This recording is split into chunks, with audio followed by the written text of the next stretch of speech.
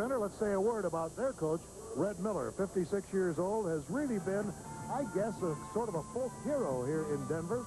NFL Coach of the Year. He took the Broncos to the '77 Super Bowl and now is the new head coach of the Gold. He has with him Jeff Napple, former high school star in Colorado, went to the University of Colorado, graduated from Northern Colorado, and as a matter of fact, spent a year with the Broncos before playing Canadian football. He's 6'2", 200, and an outstanding passer. In the running department, a former Golden Buffalo is Bo Matthews. He played for the Buffs from '71 to '73, spent 8 years in the National Football League, and I think his most astounding record is the fact that he averaged nearly 4 yards per carry. And on the defensive side, Big George Atia of LSU, the nose tackle, 255 pounds. One of the very best to play college ball, and certainly one of the outstanding defensive players in the United States Football League. So that's a brief look at some of the players you'll be seeing here today. Now, the weather conditions obviously are very important. More so yesterday, it was our concern over what it was going to be today. We need not have worried because I think the temperature will reach pretty close to 40 degrees this afternoon. However, the condition of the field is important. And so let's get a report on that, as well as the rule changes from our sideline rover, Don Collison. Don? Very much, Bill. The field was covered for the past 3 days. They took the tarp off just a couple of hours ago. It's in pretty good shape. The coaches from both teams say there are only 5 or 6 slick spots. There are cables underneath the field which heated it, pipes which drained it, so the field, all things considered, is in pretty good shape. Now, throughout the game, I'll be providing updates on injuries. I'll be talking to some of the players as conditions warrant it, and also finding out pertinent information that can help aid the telecast of our inaugural United States Football League game. Right now, let's go back upstairs to Bill Fleming. All right, thank you very much, Don, and we'll be covering those rules that we'll be seeing in the USFL just a little bit later on, and we'll be back with the coin flip and the opening kickoff in just a moment. To the delight of the Denver Gold, they have won the opening toss and will receive the football. Number 80, Howard Ballard, will be the deep man, formerly from Colorado, and booting the ball will be little David Trout, 5'6", from Pittsburgh. So we're ready to get underway here at Mile High Stadium in what we hope to be an historic game in the United States Football League. The Denver Gold in receiving position in their gold pants, their black jerseys, the white numerals against the crimson and old gold of the Philadelphia Stars. And here's the kick, hard to handle. Comes down to Vic James. And he weaves his way to the 27-yard line. And that's where the Denver Gold will take it. Now let's take a look at the Denver backfield. Jeff Napple at quarterback, Harry Sidney at halfback, Bo Matthews, a veteran at fullback, with Lonnell Fee and Vic James as the wide receivers. Up front, Bob Nizolik, Steve Rogers, Glenn Hyde, a lot of experience there, Tom Davis at center, Ron Hausauer, and Harold Norfleet. 1st and 10 on the 27-yard line of the Denver Gold. Out they come with Vic James out wide to the right. Handoff going to Matthews. Matthews puts his head down and gets up to the 30, a little bit over the 30-yard line. Look at that skull on the far side of the field. I think, Ron Mick, the word of congratulations ought to go to the field crew here that worked all night long to get this field in shape. Yeah, I watched them yesterday afternoon, and they were just amazing. Very hard workers. I think we're going to see a lot of inside running. The Denver team wants to establish an inside running game, and they have the power to do it in Bo Matthews and also Larry Canada. All right, you're taking a look there at the Philadelphia Stars. Scott Warner, of course, former great at the University of Georgia. 2nd down and 8. The ball on the 30-yard line. The Denver Gold in possession. First sequence of the ball game on the fake draw. Here's the pass. It is complete. 1st down.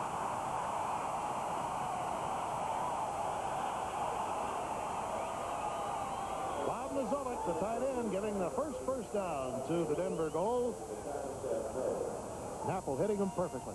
Okay, you'll notice in this replay that the Philadelphia team ran into a 5-man line to try to put pressure on the passer. They couldn't do it, though. They had good protection, and they hit their end, an end they liked very much.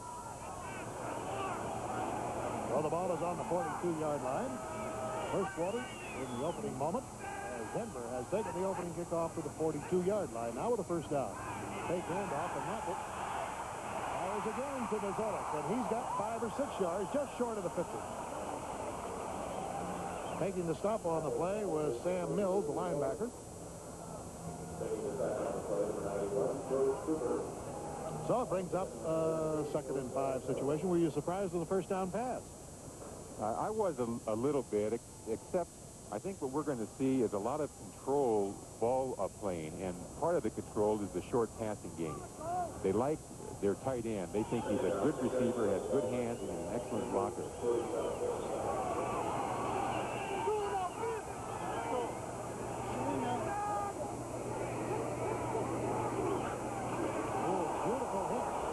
Coming through there very fast on the defense was George Cooper, a former Michigan Stater, number 91. I had the privilege of calling several games of George Cooper's when he was in college, and I'll tell you, he has a great deal of intensity, and I think may be one of the real sleepers in this league defensively, Ron. Well, in that play, the Philadelphia team was into a 3-4 defense, and they shot one of their linebackers, George Cooper, in order to try to break things up in the middle. I would say it was rather effective. That it was. 3rd down, and about big play coming up for the Bulls. That split off just a little bit more, and up comes the defenders. Now they pop back in and out, trying to mix things up as Naples fades to his 35 and throws one. It's intercepted at the 40-yard line, and coming down with the football is Scott Werner, pulling the same old tricks he did when he was a Georgia Bulldog. And so the Philadelphia Stars get the first turnover of the ball game. They have a 1st and 10 on their own 40-yard line. Let's take a look at that again. Now you're going to see that the quarterback actually got very, very good protection. He had excellent protection, plenty of time, and frankly, it was just a very bad throw. 1st down for the Stars. The quarterback is Chuck Cucina, number 14. That's Calvin Bryant, a young man to keep your eyes on, number 44 deep, and he pitches to him. Bryant finds a hole, and he gallops up to about the 44-yard line. Let's check that Philadelphia offense now. Chuck Cucina, former Penn Stater, then Calvin Bryant from North Carolina, Booker Russell, Rodney Parker, and Scott Fitzke. And up front will be Folsom, Brad Oates, Garza, Bart Oates, the younger brother of Brad, will be at center, formerly from BYU, Chuck Comiskey, and the great Irv Eatman, a rookie from UCLA. I think he was one of the real finds of the United States Football League. Irv, of course, started out as a defensive tackle, then in the last 6 games this past year was switched to an offensive tackle by Terry Donahue. And he led them to a Pac-10 championship and a victory in the Rose Bowl. As you can see, there are penalty markers all over the ballpark as Brad Oates jumped a little bit too soon, it looked like, from his tackle spot on the right side, number 70.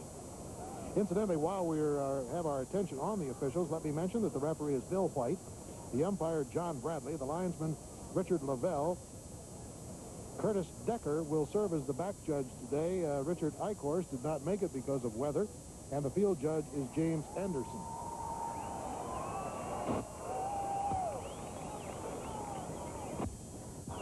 We got a false start, number 70 on the offense, 2nd down. So it makes it 2nd down and about 12. Other games going on today, we'll be keeping you posted on. The big game in Los Angeles, of course, between the Express and the New Jersey Generals and Herschel Walker. And, of course, Washington's Federals taking on the Chicago Blitz in Washington. On the 39-yard line, Cucina lobs it, complete.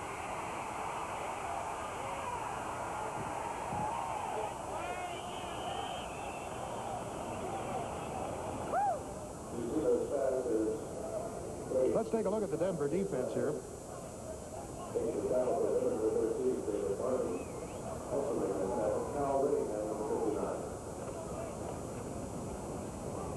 There's the 3-man front, White, Attia, and Turner, with Fairfield, Whittington, Choate, and Gherkin. Then the defensive backs will be Lewis, Dumar, Tommy Sullivan, former UCLA star, and Dave Martin. Well, after that completion to Riley, It is a third down now, and about 4 to go for the Stars on their own 47. We have no score in the first quarter.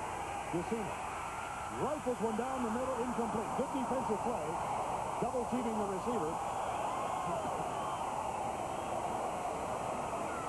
Tom Sullivan, man I mentioned there, who is a very spirited player from UCLA, breaking it up, number 32. Now, Denver was in a 4-man defensive line in order to put pressure on the passer, and they also did some blitzing. And somehow they still had some double coverage on the inside. So it brings up a 4th down situation.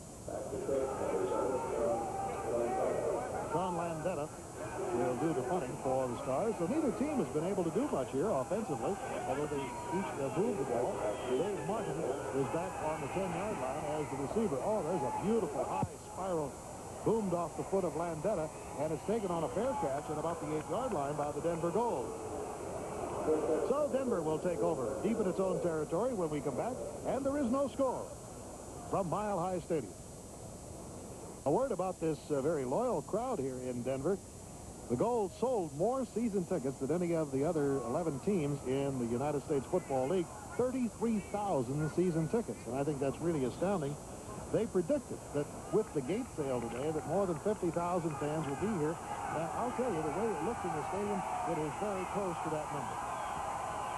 1st and 10 for the Gold on their own 8-yard line. No score in the first quarter. We've got 10:33 to go in this first period. Pitch to Sidney. Gets his nose over the 10-yard line. Good stop by George Cooper once again, number 91. This telecast is presented by the authority of the United States Football League. It's intended for the private use of our audience, and any rebroadcast or other use of this telecast without the express written consent of the United States Football League is prohibited. 2nd down, about 8.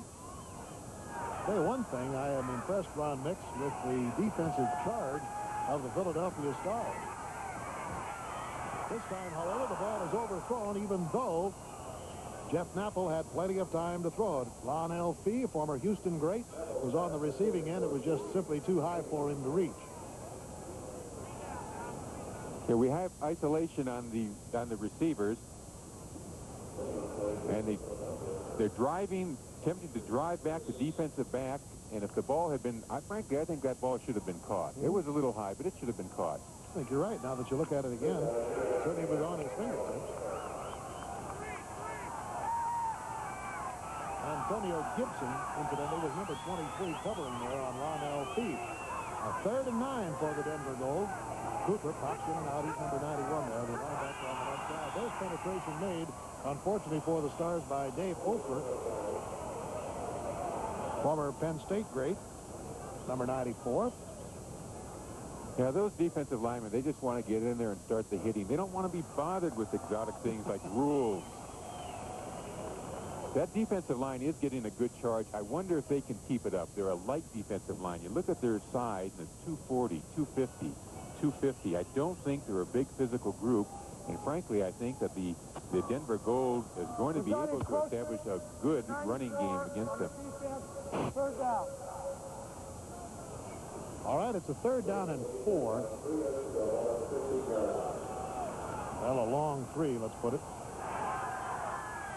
And Napple looks the situation over, fakes the short pass. Being chased there by Ofer. He goes deep in his end zone and lets it go to the sidelines, incomplete. Now, that's really the advantage of having a quarterback who can scramble. He scrambled. He was able to buy himself extra time. He got to look at a lot of receivers. Unfortunately, nothing came of it. But I think that the fact that he is a scrambler is going to help him a lot in this game. Scott Werner was covering on the play with Mazolik as the receiver. One rule I think I'd like to touch on here while we have a 4th down interchange of players is that the interference rule of the United States Football League is a little bit different than you've been hearing. Now, in college ball, it's possession. In other words, if the defensive interferer causes that problem, then the offensive team gets the ball at the point of the foul. However, in the United States Football League, it's simply a 10-yard penalty. That's for a non-flagrant touch. We'll get into that in just a moment. Rumor has it that the that the Denver punter is a little slow in getting his punts off, and so we might see a block kick sometime during this game. Oh, he almost called it there. Gorst gets it away, however.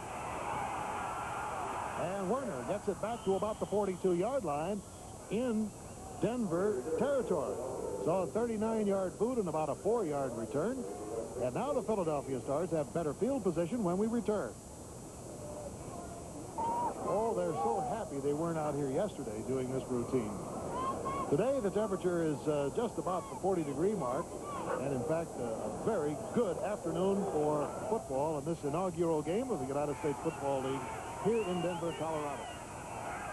No score. We're still in the first quarter. Chuck Cucina hands the ball off to Kelvin Bryant. The Denver goal close in on him, and he gets it just over the 40-yard line into the 39-yard territory.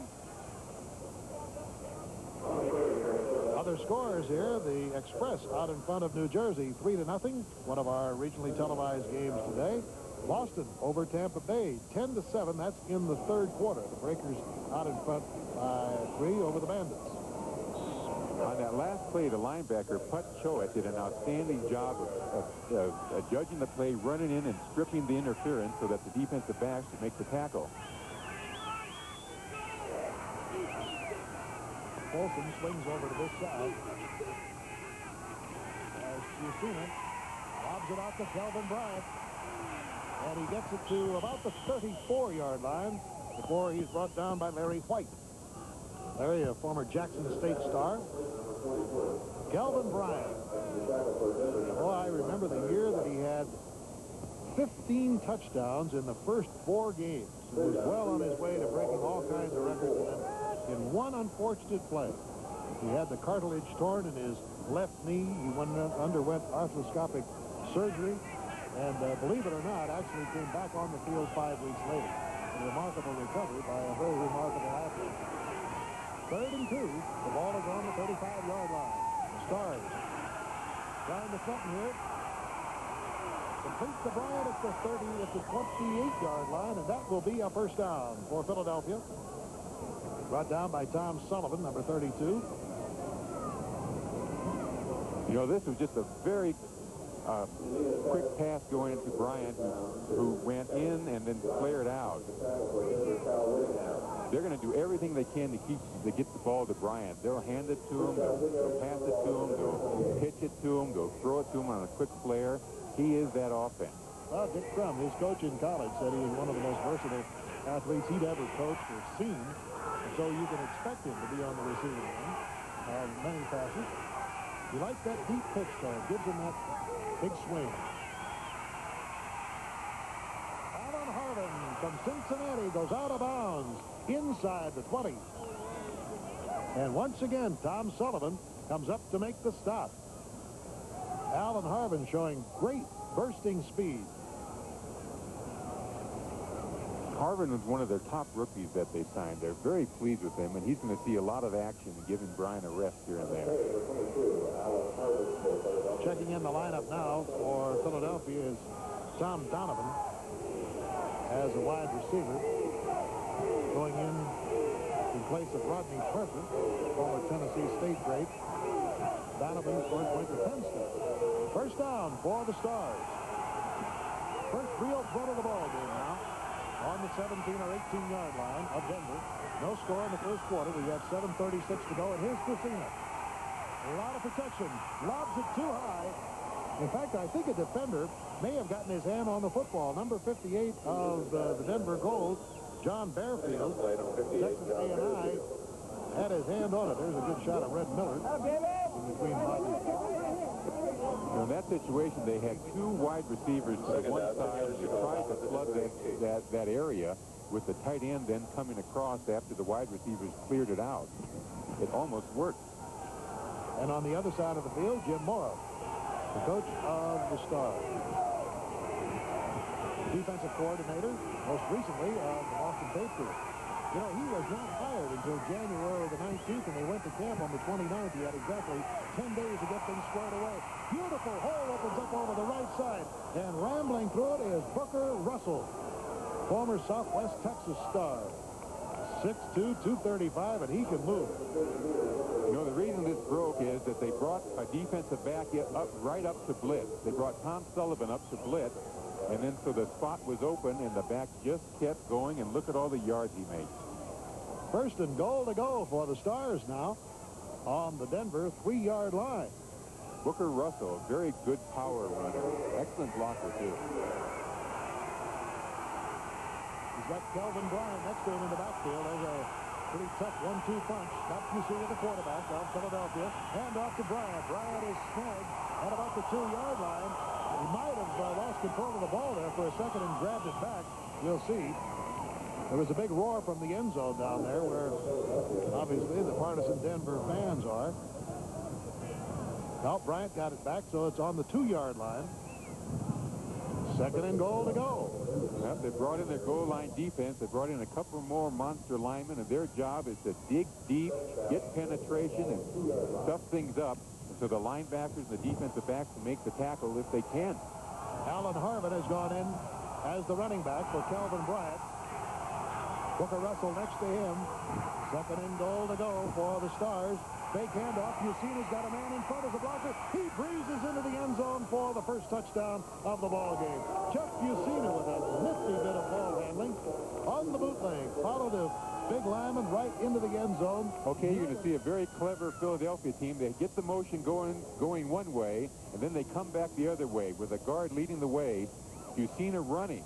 Now, this is one of the best plays that exists in professional football at the goal line, the quarterback to keep the ball. It gives them an extra blocker. So David Trout will be kicking out of the hold of Tom Donovan. That was Chuck Comiskey, by the way, who led the way on that touchdown sprint. Kick is up, and it is good. And so with 5 minutes and 57 seconds to go in this first quarter, David Trout, who was the kicker, apparently was hurt because he went limping off. They took one quick look at him and sent him back out on the field, so it wasn't anything but just a ding, but he's teeing the ball up now and may move forward with a noticeable limp. We understand that Herschel Walker has just scored a touchdown for the New Jersey Generals. So he has his first professional touchdown, and we'll say more about that in a moment, but right now Philadelphia just scored its first TD. There's the hard-to-handle kick, goes down to Howard Ballard, coming out to the 20. Right up the middle he goes, and he fumbles the ball, but it's covered. Number 53 of Denver, Kelvin Newton, pounced on the loose ball. Boy, what a hit was put on Howard Ballard by number 82 of the Stars. Let's take a look at that touchdown here from a little different angle.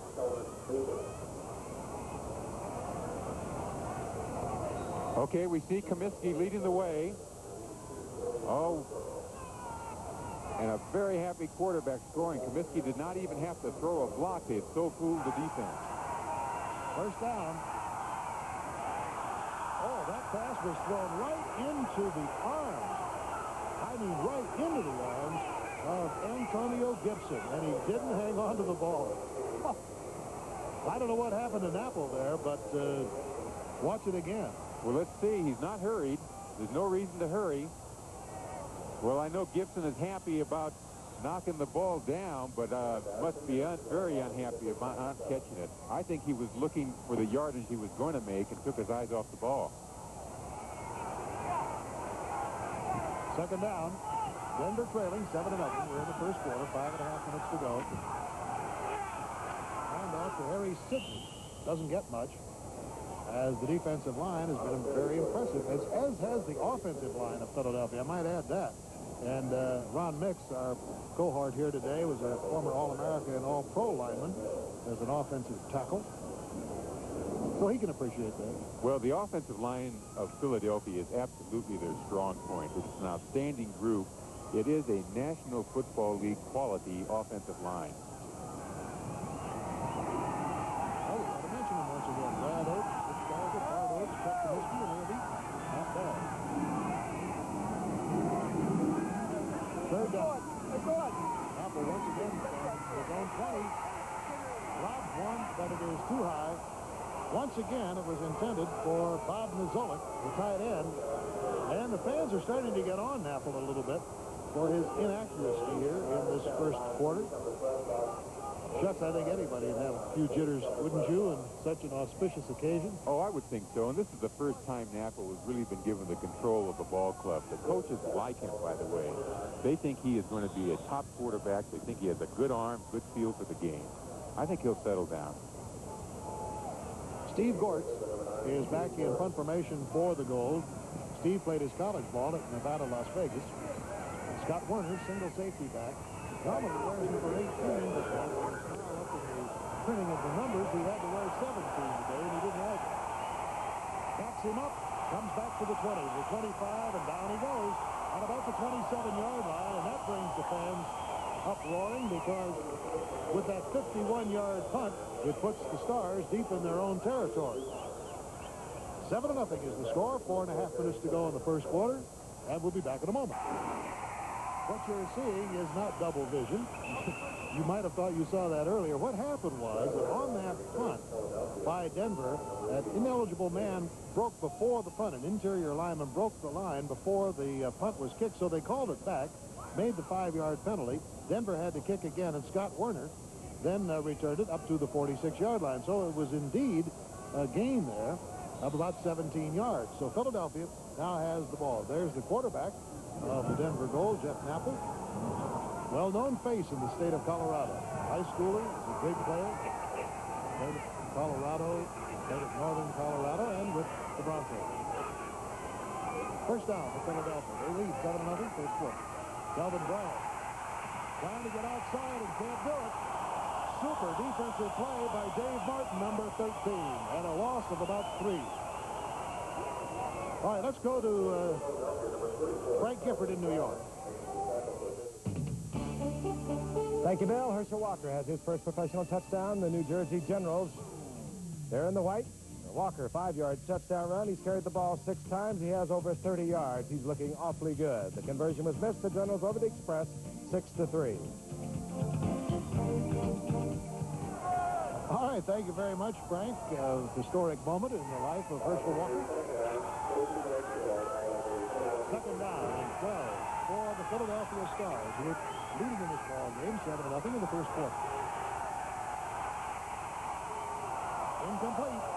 Yusina had a screen pass going with Irv Eatman out there going to be one of the lead blockers, number 75, but unfortunately he did not make the connection.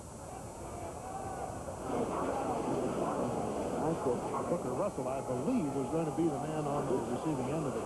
Ron couldn't tell. So crowded over there with people. Brings up a third down and 13 situation.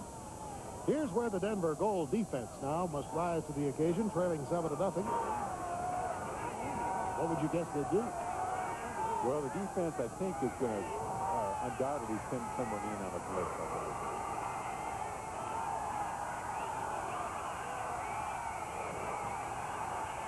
Lucina can't find anybody, goes up the middle and fires it complete, but it's short of a first down. It's just over the midfield mark. It's about the 48-yard line. On the receiving end is Tom Donovan. But as you saw, coming up to make a good stop, Putt Choate, former SMU great, number 55. Now, they did send their right outside linebacker, Greg Gherkin, in on a blitz on that play. They consider him to be one of their very good pass rushers.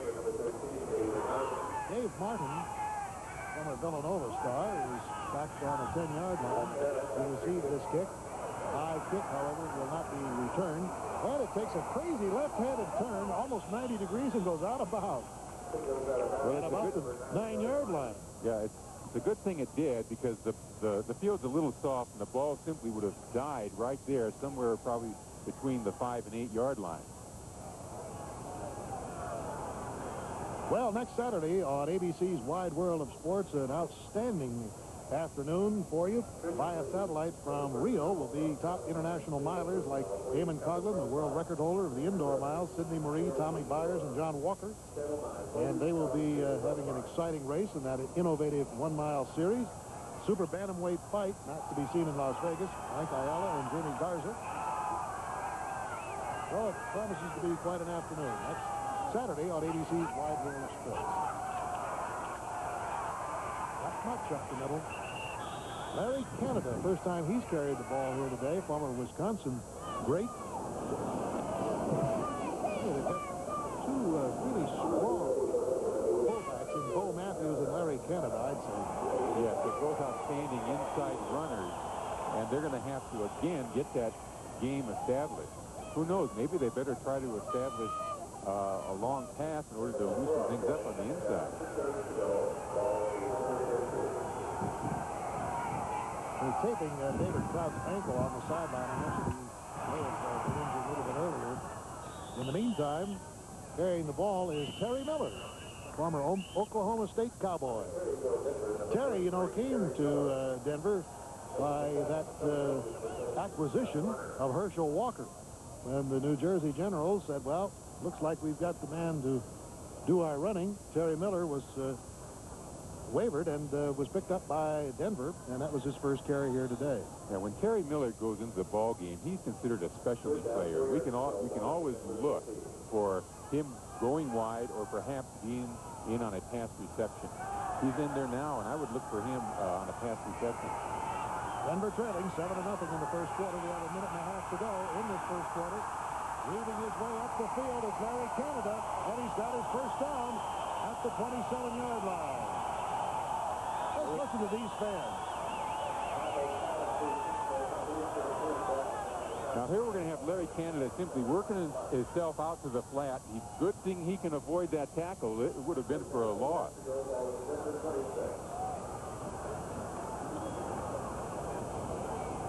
The fans love this team already. It's like they've been here for 10 years.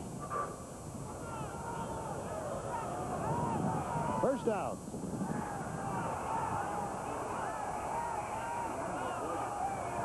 Denver's trailing here as we are into the last minute of the first quarter. 7-0. Not much there.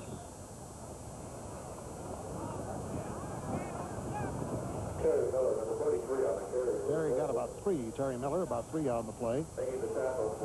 Short 3.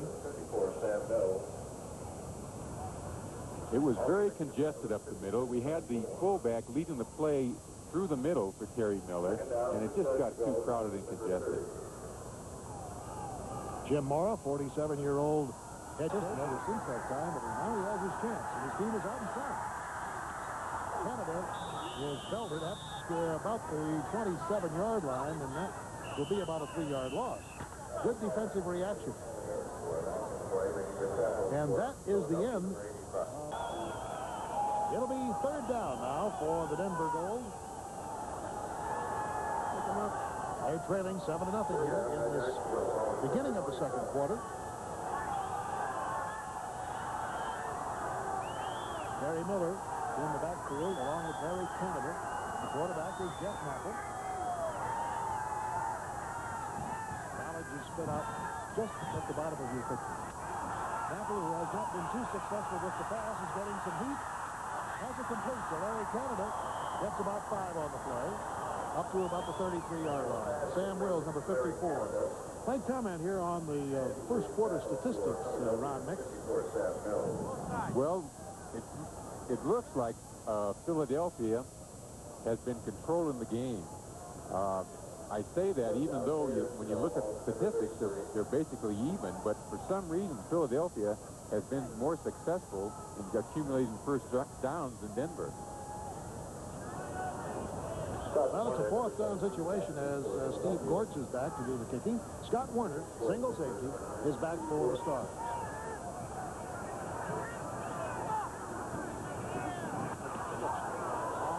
Spiral kick. Drives Werner back. Fair catch called for. There was nobody near him, but he couldn't tell. He had to look up so high.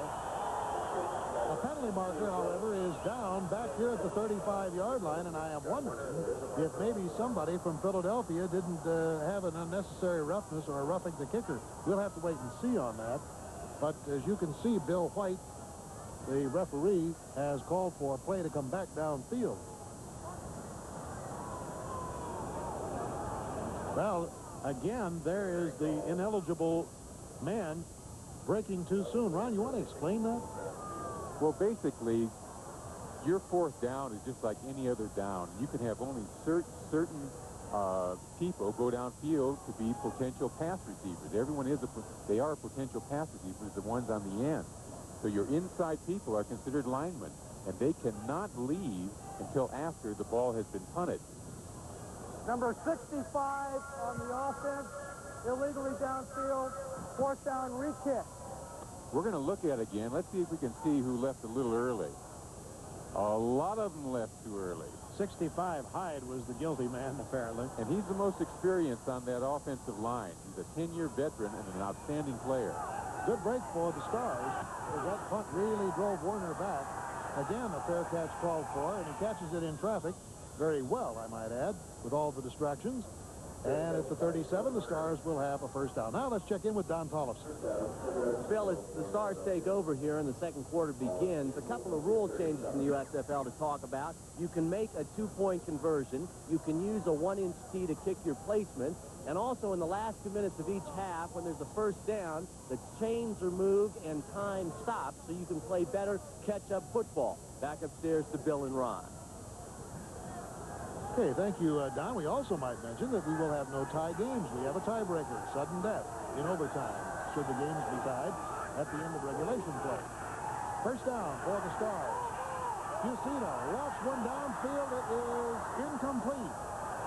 Ooh, it looked like maybe Dave Martin had snagged the feet of Willie Collier, who was racing down the sideline, but it was not called. Yeah, I think he did. Let's take another look at it. I think it was pass interference, but that was at the brief look. Let's see what happens here. Yeah, I'd say so. Nice tackle. Unintentional, though. It only would have been worth 10 yards.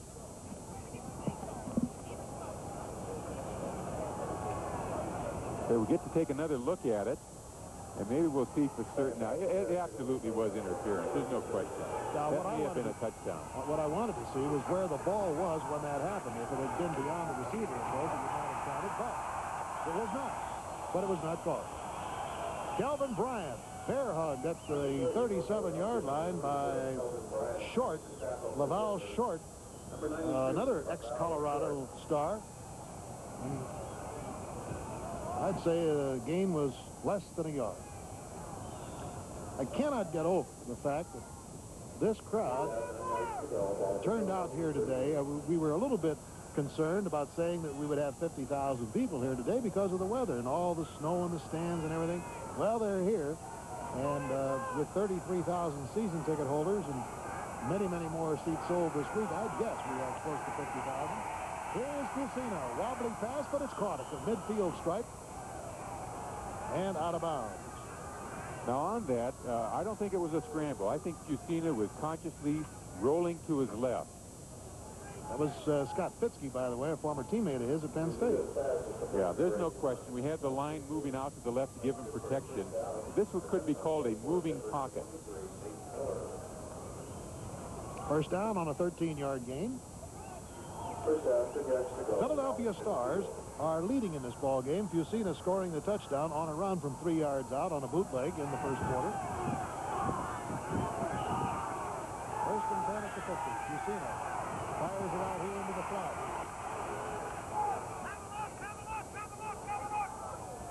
Booker Russell got about 9 yards on the play. Hey, one thing the Stars do well, and we saw it in the touchdown drive, and that is they do mix things up well and keep that defense at bay. Yeah, I like the way that they're mixing things up now. They're throwing little short passes to their backs.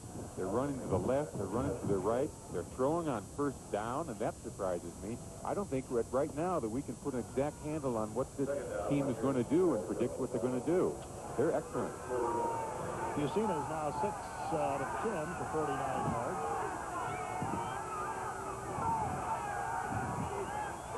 Folsom over to the right side. Second down and 1. All the Stars wanted to do was pick up the first down, with Booker Russell doing that very nicely at the 39-yard line. That was a little conservative, though, don't you think? Second and 1. What a great situation. What a great opportunity to try something of a gadget play or a long pass.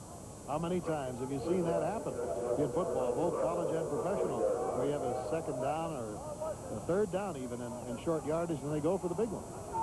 Red Miller, his team a little bit in trouble here, 7-0, and he is concerned.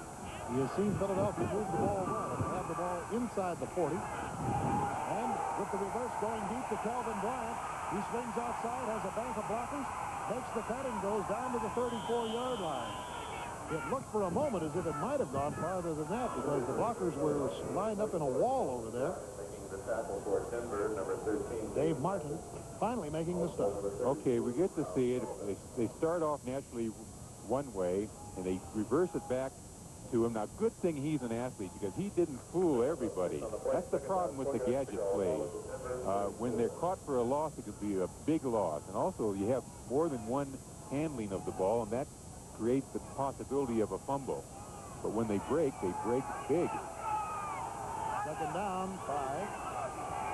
Philadelphia at the 34-yard line of Denver. Alan Harvin races out of bounds with a first down to his credit at about the 27-yard line. I like his quickness.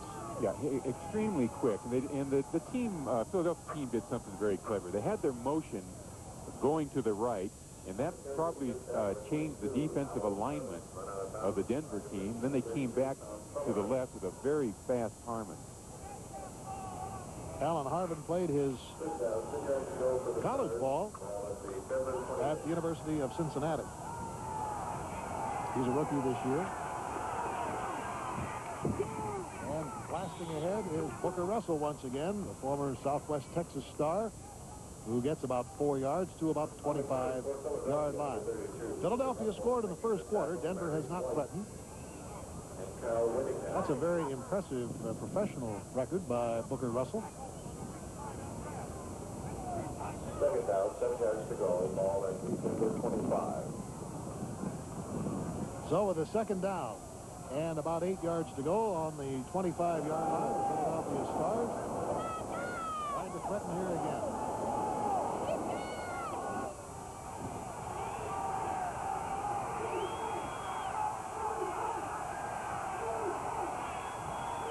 Little mix-up in the backfield.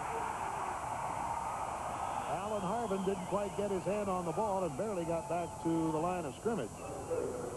Alan Harvin making the tackle for Denver, John Fairfield. Well, isn't it interesting, though? A team put together just 4 weeks ago, playing almost flawless football. I mean, that is really the first missed play that we have seen, and that wasn't disastrous at all. I think that's a good point. You know, the National Football League, they have exhibition games. They're regular games. I mean, they're just exactly, you know, with officials and everything else. All they've had here in the United States Football League is what they call controlled scrimmages. Yeah, not under game conditions. Third down. About 7. Here's Usina. Throws it short. Oh, that's going to be close to a first down. On the receiving end was Alan Harvin. And I'm sure it'll be close enough for a measure. Let's pause 5 seconds while they measure for station identification. KBTV Denver, a station of the Gannett Broadcasting Group. Well, it's fourth down and about a foot to go. I guess they decide not to measure as Philadelphia takes time out to talk things over. Fusina will trot over to the sidelines to talk to Jim Mora. And we have 7 minutes, 45 seconds to go in a rather fast-moving second quarter from Mile High Stadium in Denver. Back in a moment. I just happened to see a score come up there just before we got back. It looks like Chicago is leading Washington 14-0. In one of our other regional games today, of course, George Allen, the coach of the Chicago Blitz, returning to the scene of many of his triumphs, RFK Stadium there in Washington. Maybe the Federals have a pretty nifty player in Craig James from SMU. There it is in the second quarter, the Blitz leading. Now here is the try for a field goal by David Trout. You've seen it. Or Jim Kahn is holding. It's blocked. It is blocked by number 58, John Bearfield. Listen to this crowd. They're absolutely going bananas. They love their team. This is just amazing. I'll tell you, it's great when that crowd's with you. John Bearfield is the defensive leader of the Denver team. He's a 4-year veteran. He's a very intelligent guy. I had a chance to speak with him. He told me that what you need for consistent success is consistency and concentration. And there he is on the bench. The hero of the moment. Timeout. He'll be back. Bill Fleming along with Ron Mix and Don Tollefson back at Mile High Stadium in Denver, Colorado. Those of you who like to compare statistics, Jeff Napple is 5 out of 10 for 29 yards and 1 interception. Jeff Fusina 7 of 11 for 54 yards. First down for the Denver Gold on their own 25-yard line. Trailing here with 7:36 to go in the second quarter. Napple has plenty of time and overthrows his man. You know, I don't know what it is, but he is not putting the zip on the ball. That thing was a floater and could have been a disaster. No, and the play design started out beautifully. He had play action. Of course, that's normally a running down. He had play action, which held the linemen, held the linebackers in, and he had the receivers open. He just does not have a good touch today.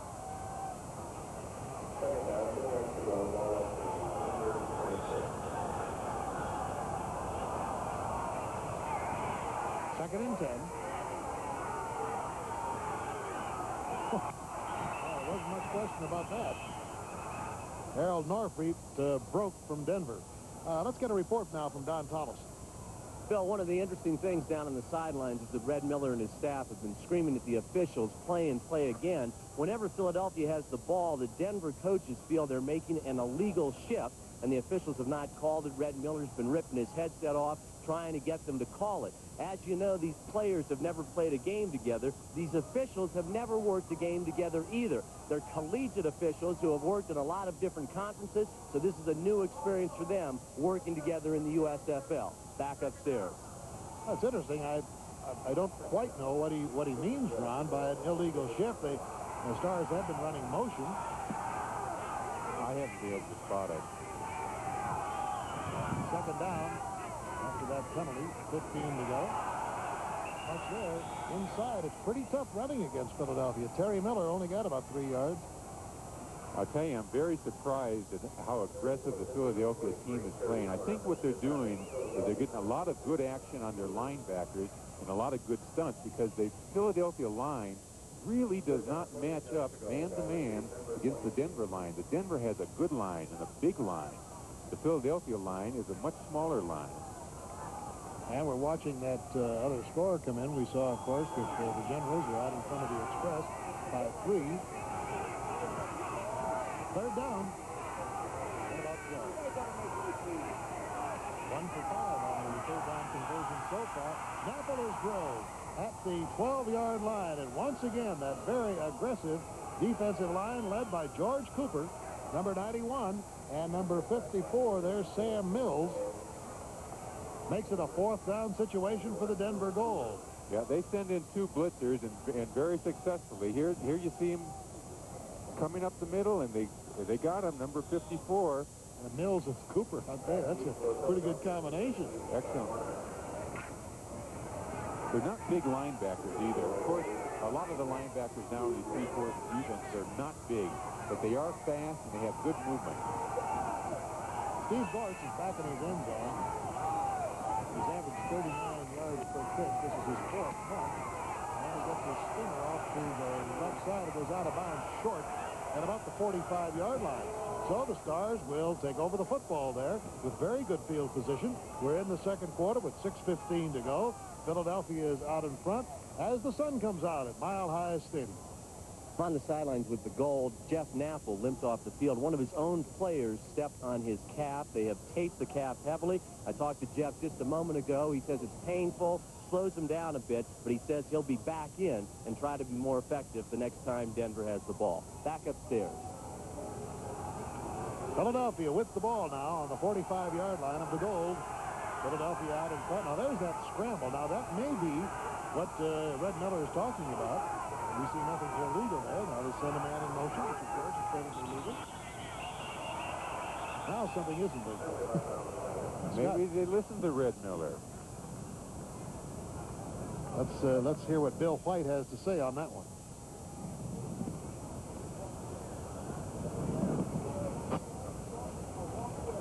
It's just a procedure call.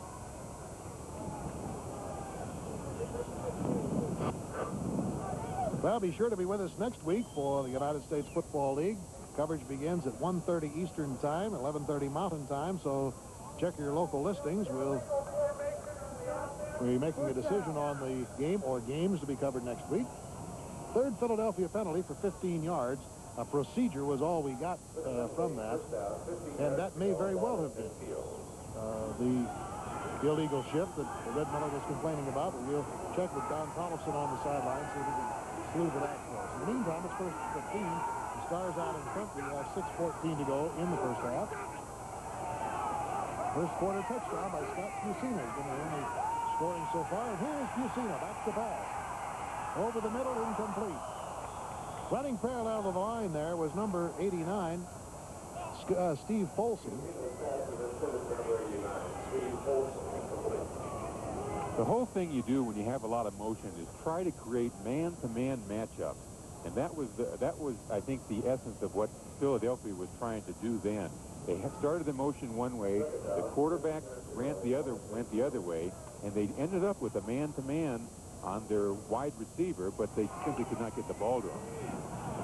Second and 15. Just look at that crowd here at Mile High Stadium. They're not enjoying the results, but they certainly are enthusiastic with their support of the game. Denver Clayton setting off in the second quarter with a second and 15 at midfield. Here's Scott Fusina, plenty of time. Over the middle, has his man. Fitzke got the ball to about the 30-yard line.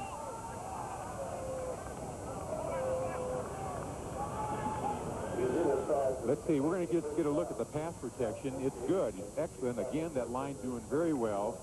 Scott Fitzke came in and just hooked, and then he was able to swing around. Now, Scott was one of the first National Football League defectors and a very good end. Here we get to watch both ends work right now. But let's keep our eye on Scott. Makes the man miss, and he's gone. First down. This one is complete out to Steve Folsom, a former Utah Star, at the 20-yard line. He is out of bounds, and Fusina is picking that Denver goal defense apart. Yeah, he is. In that case, they flooded the one area, and then Folsom just had a delayed release, and he caught a pass underneath the zone defense. First down on the 20. That's the 7th first down by the Stars. We have 5 minutes, 18 seconds to go in the first half. Denver trails 7-0, and Philadelphia is only 20 yards away from another score. You see it. Well, I'll tell you, just credit that play to the defense. Number 68, coming in there very fast to mess things up, was Andy Paremba.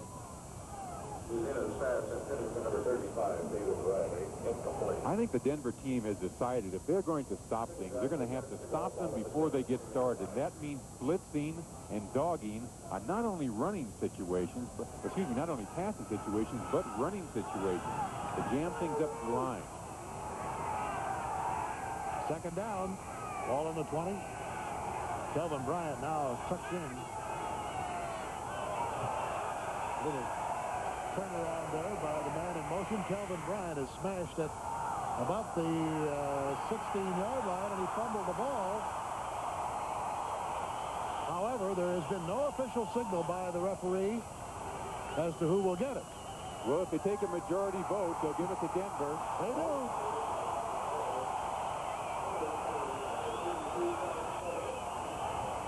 Tom Sullivan, a rookie out of UCLA, comes up with the football.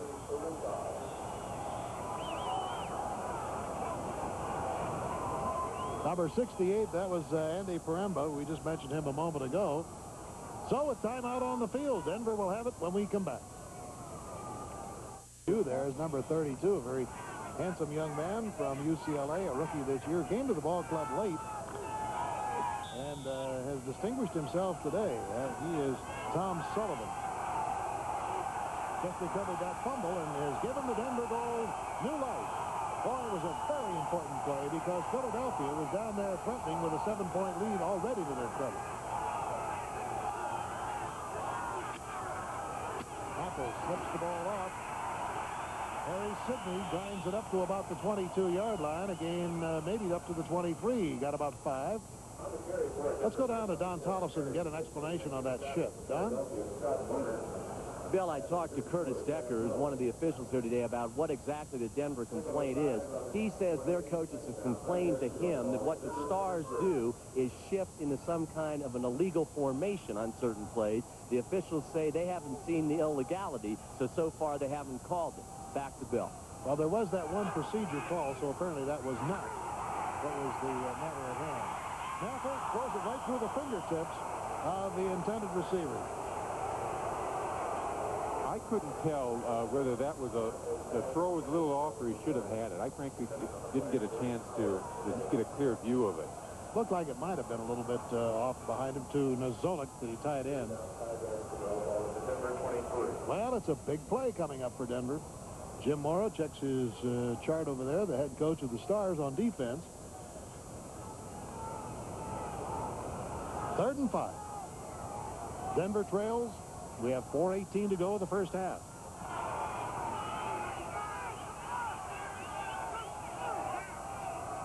Looks like he's checking off at the line. It's a long count. Spirals it complete. First down. Lionel Fee gets the first down for the goal at the 37-yard line. Okay, this was good because the Philadelphia team were in their nickel defense. They had 5 defensive backs, and they had an isolation on just the one end. And he was able to run out, drive him deep, and cut back and come back and get the ball. That was one of the things Freddie Biletnikoff of the Oakland Raiders was just outstanding at. Lionel Fee played for Bill Yeoman at Houston. First down for the goal at the 37. Double handoff in the backfield. Harry Sidney giving it off to Ballage. And what a defensive play made by number 91, George Cooper. Cooper has played an outstanding game so far today. Former Michigan Stater. Signed as a free agent with the Steelers in '82. And he was acquired along with Brad Oates, Dan Kendra, Al Kimachek. Now, that's too bad. That's one of their very good offensive linemen is Tom Davis, and Tom really should have made that block. Had he made it, that would have been a very big gainer. He doesn't miss them often. It's too bad he chose this play to do it. Second down. Happened off to Terry Miller. The penalty marker is thrown at the 40-yard line, and we may have a call here of holding. Dave Ofer making the stop. I thought what might have happened, Ron, and I don't like to second guess it, but it looked like Fee had gone down the sideline. It may have been held up there. And although he was not the receiver on the play, Terry Miller got the ball, he may have been held by a defensive back. So I think if you had to speculate, I had to think that the penalty is against Philadelphia. Am I right or wrong here? Let's see. Yep, you're absolutely right. You're absolutely right. I don't blame them for holding up Fee. He is their best receiver. He is a real flyer. He is an outstanding player.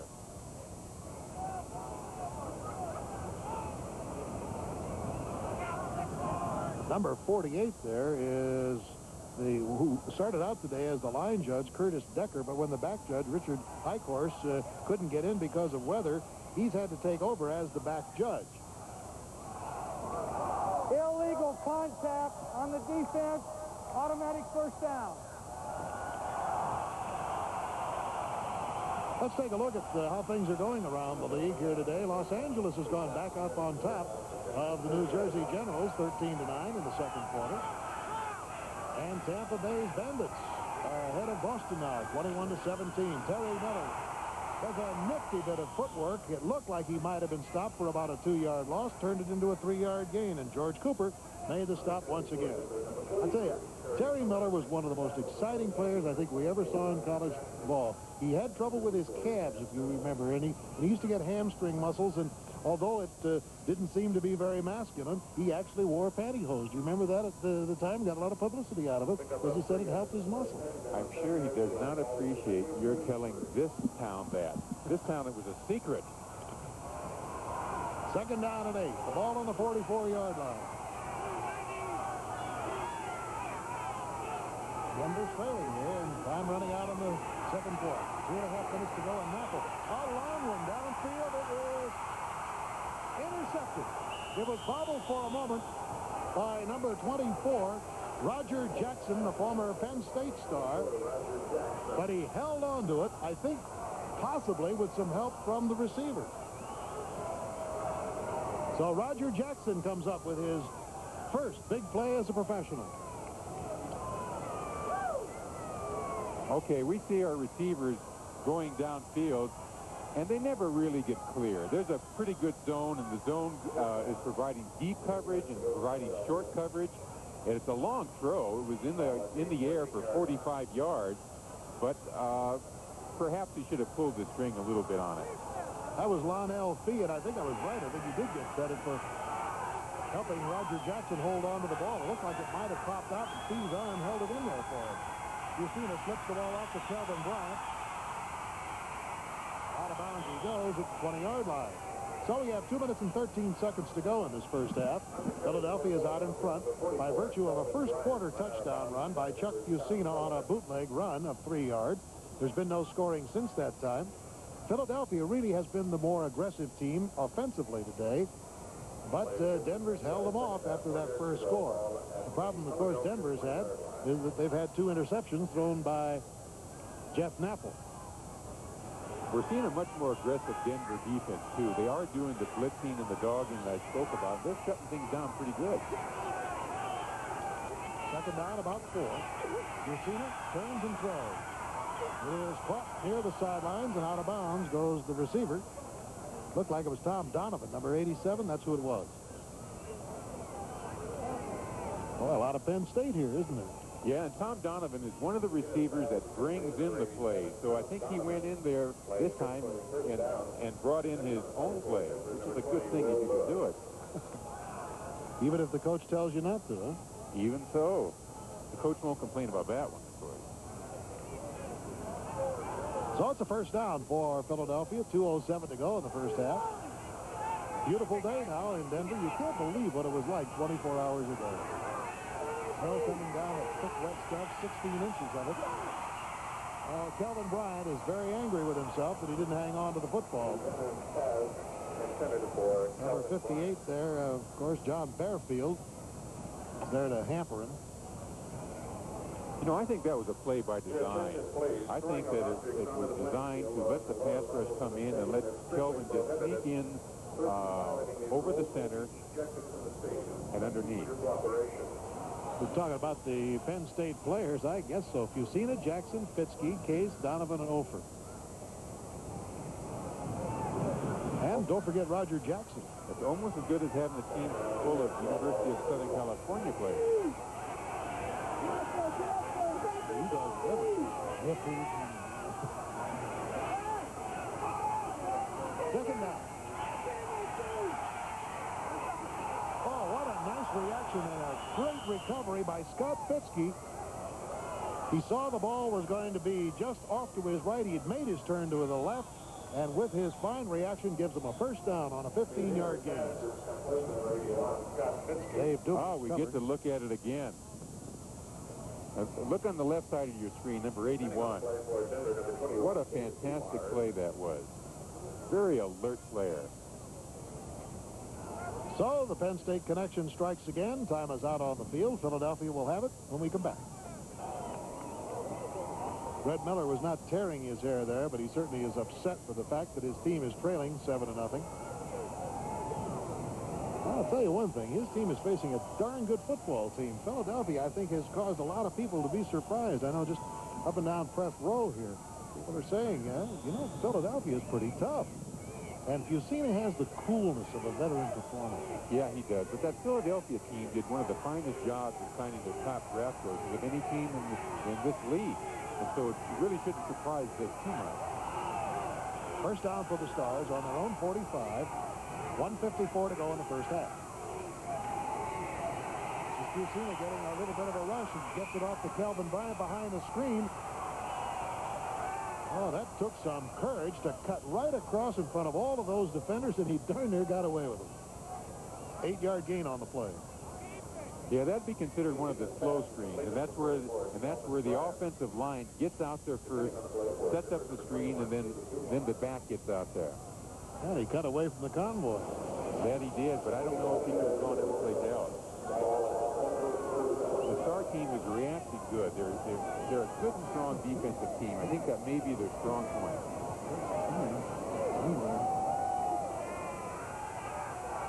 Second down and 2.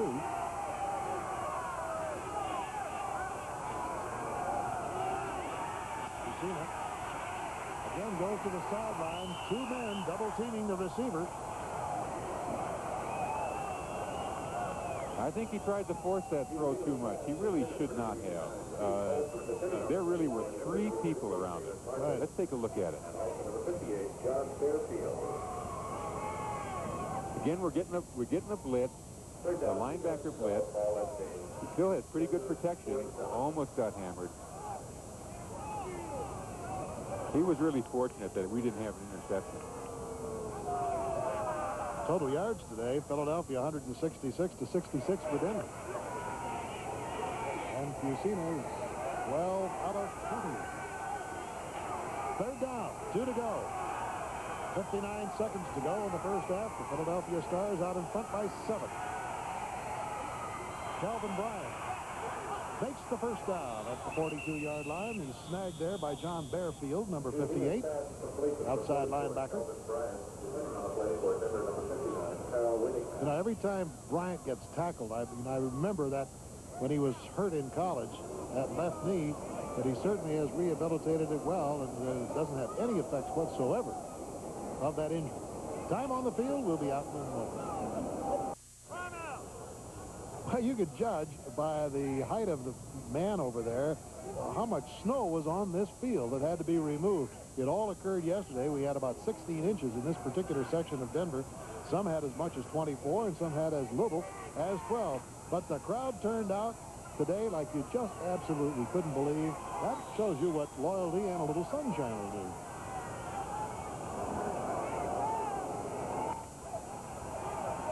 $50 seconds to go. In the first half, Philadelphia out in front by virtue of a first quarter touchdown by quarterback Scott Fusina, number 14.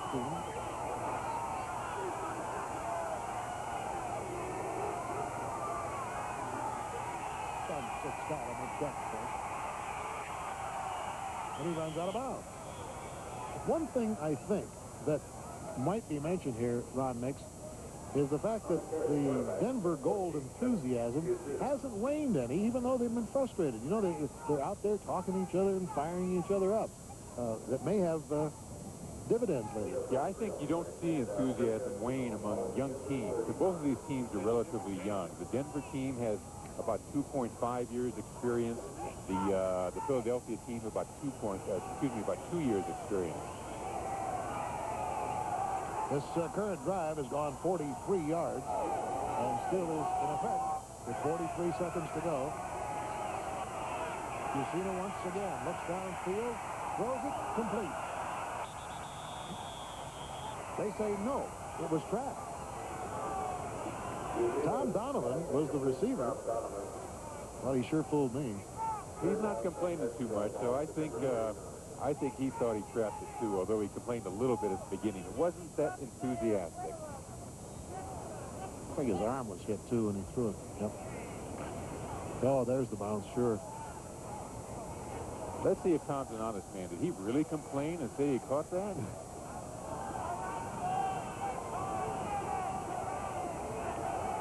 37 seconds to go in the first half. Third down. Chuck Fusina, the quarterback of the Philadelphia Stars, who are out in front by the score of 7-0. One thing Fusina's had, and that is time to throw, but Donovan can't hang on to this one. And it brings up a 4th down. I'll tell you, I think one thing that you've seen is overlooking is in that last situation, the defense was a bump and run on both the wide receivers. And it gave them a good chance to get one-on-one pass coverage and do something with it. That's what you strive for. But he totally ignored his wide receiver. Jim Cron, former Arizona star, number 11, has gone in the lineup. He'll do the holding here. David Trout will try a 57-yarder. Ball is bobbled, whether intentionally or not, but here comes Cron to the sidelines, and Denver will get its hands on the football at the 37-yard line, and we still have 21 seconds to go. And we might see Ken Johnson come out here, who is the backup quarterback of the Gold. You're right.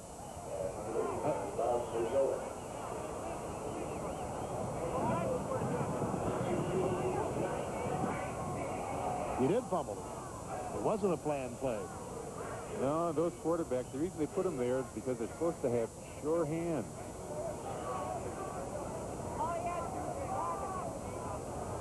Well, Napple's still there. With 21 seconds to go in the first half, and Denver trailing by 7. They have the ball 65 yards away from the Philadelphia goal line. Napple throws it short. Now, will they call that a completion and a fumble or not? Yes, it is. Oh, wow, I didn't think he had possession of it. Gee, I thought he did, Ron. It looked like he grabbed it and then was hit and fumbled the ball. I'll bet we're going to see it again. Likelihood.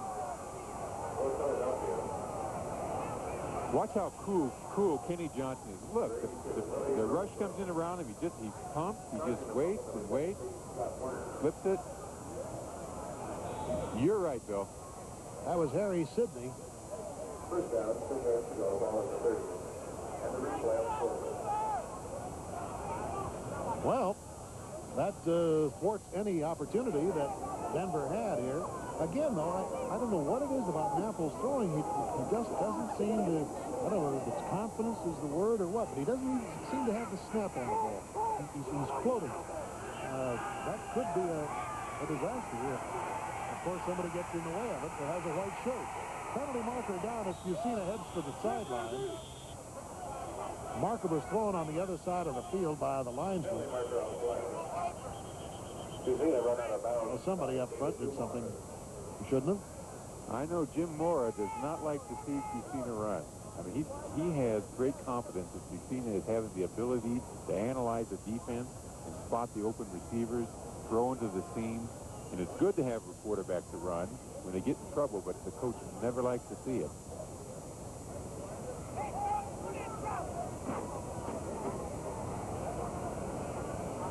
Jim Mora played at Occidental in California, then became the head coach at his alma mater. Offside Denver, called by linesman Richard Lavelle. Well, we only have 6 seconds to go in the first half. We'll have our USFL report at halftime. Interesting conversations with Jim Mora, the head coach of Philadelphia, and bring you up to date on what's happening around the league, as well as some interesting tidbits. Next week, by the way, on Sunday, the Stars will have their home opener against the New Jersey Generals. That'll be at 1:30 at Veterans Stadium. And Denver will host Boston next Sunday here in Mile High Stadium. That game is slated to be a 1 o'clock start. Just look at this crowd here, sitting in the brilliant sunshine. And yesterday, you just couldn't believe. We could hardly see the field here yesterday. It was snowing so hard from the press box. Next Saturday on ABC, by the way, on Wide World of Sports, we'll have that Rio Mile via satellite with Eamon Coughlin and Sidney Marie, Tom Byers, and John Walker. Super bantamweight fight, not in Las Vegas, with Mickey Ayala and Jamie Garza. Then, if the time permits, the America Cup Gymnastics from New York. That'll be on Wide World, of course, preceded by Sports Beat with Howard Cosell and the Pro Bowlers Tour with Chris Schenkel. Well, David Trout has kicked them this far before. He has a 48-yard field goal to his record. But the kicking team, yes, it is still in there, but this is going to be approximately, I'm going to say 50 anyway. 50 yards. This may be time for a gadget play, a fake kick. I think it's really beyond his range. I've often heard place kickers say the one thing they hate is having any kind of wetness on the field at all. They've really got to plant that other leg in order to get the momentum. And this field, although covered with the tarpaulin, does have some wet spots on it. 50-yard attempt out of the hold of Cron. Only 6 seconds to go here in the first half. He's got the distance. And it is good. I forgot this is Denver. Everything's lighter. Everything flies further. A 50-yard field goal by David Trout as the gun goes off to end the first half. And they crowd around the little guy and pick him up and hug him. He's only 5'6", but what a leg he's got. I think my words were, this is really beyond his range. There, I just ate the words. And it gives Philadelphia a 10-point lead here at halftime over the Denver Gold. These kickers usually get pretty happy. Let's see. Well, not too demonstrative.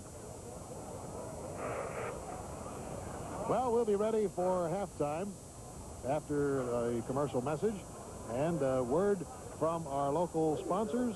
Philadelphia 10, Denver nothing. At Mile High Stadium in Denver, we're at halftime of our first ever United States Football League game. The Philadelphia Stars 10, the Denver Gold nothing. Not too much excitement so far for the Denver Gold fans. In fact, the biggest cheer has been for a halftime promotion where they are giving away 9 ounces of pure gold. All during our United States Football League season, we'll be having USFL halftime reports. And in today's report, the USFL halftime report will feature Ron Mix. Ron Mix yesterday, prior to the game today, had an opportunity to talk with the head man of the Denver Gold, veteran coach Mr. Red Miller. The USFL report is brought to you by MAI Basic 4 Computers. We are the solution. Former Bronco coach Red Miller has been a fixture on the Denver professional football scene for the past 6 years and knows what it will take for the new league to succeed. For this league to survive, Ron, I think 2 main things have to happen. Number 1, we have to have a good commodity on the field every Sunday. A good, hard-hitting, aggressive type of football that is very competitive. Now, to make it competitive, what do we have to have?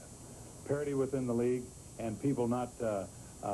some people are going overboard with stars in their eyes, signing the top players. We do not have a top-rated player on our team, and I don't know how that's going to hold up parity-wise. But those are the things that I'm looking at to survive. Which brings us to the question, Philadelphia, your opponent, signed 5 of their very top draft choices. Some are potential superstars in any league. Denver did not sign any. Why not?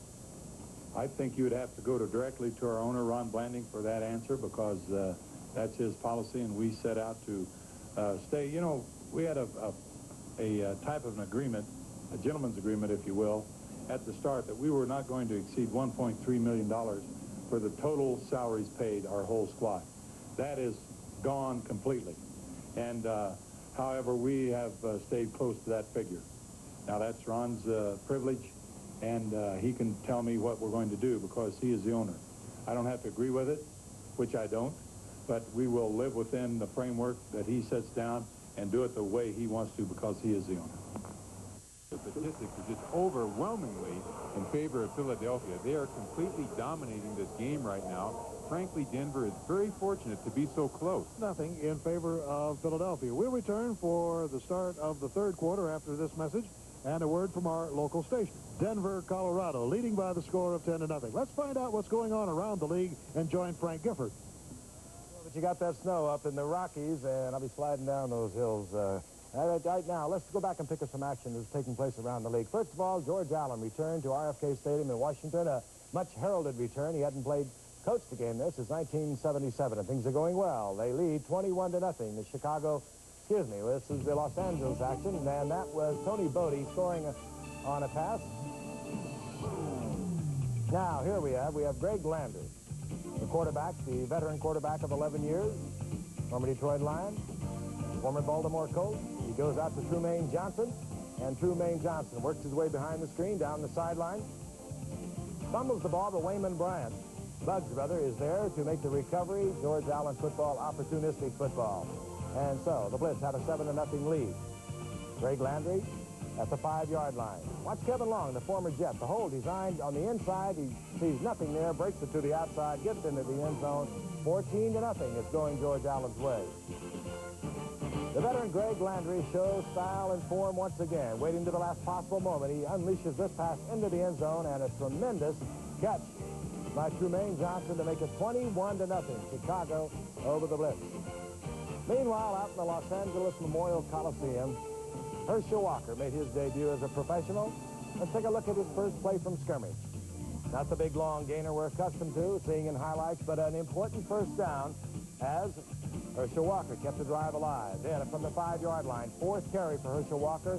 Into the end zone goes Herschel Walker. Coming on to the conversion, Dave Jacobs, watch this, Mike Freedy, the holder. And Jacobs thinks it'll be blocked. He left Freedy holding the ball, and Freedy got wiped out, missed the conversion. That made it 6-3 at that moment. And then Tom Ramsey came into the game, replacing Mike Ray. Fired this touchdown pass to Tony Bodie. That made it 13-9 for the LA Express over the New Jersey General. That's the action as it's taking place around at the moment. And right now we're going to go back out to Mile High Stadium in Denver. Bill Fleming is there. Take it away, Bill. It'll be the Michigan Panthers debuting their great Anthony Carter against the Birmingham Stallions in Birmingham, Alabama. Right here, it's Philadelphia 10, Denver nothing. That's the halftime. It'll be the Michigan Panthers debuting their great Anthony Carter against the Birmingham Stallions in Birmingham, Alabama. Right here, it's Philadelphia 10, Denver nothing. That's the halftime score. In this modern age of football, where they do multiple formations, overloaded defenses, overloaded offenses, you need consistent, good quarterbacking, and generally that means experience. Ken Johnson has a great deal of experience. He's been an outstanding player in the Canadian Football League. He played 4 years in the National Football League, and I think we just may see this game turn around. Well, in 1971, he led the Golden Buffaloes to a 10-2 record while attending Colorado, and a national ranking of 3rd, only behind Nebraska and Oklahoma. He led them to 2 bowl games, Astro Bluebonnet and the Gator Bowl. All right, here's Alan Harvin, the speedster out of the University of Cincinnati, a rookie who is getting ready to receive the ball. We were talking about Ken Johnson. Of course, Denver will be booting the ball off since the Gold won the opening toss and elected to receive the football initially. They'll have to give it up to begin this second half.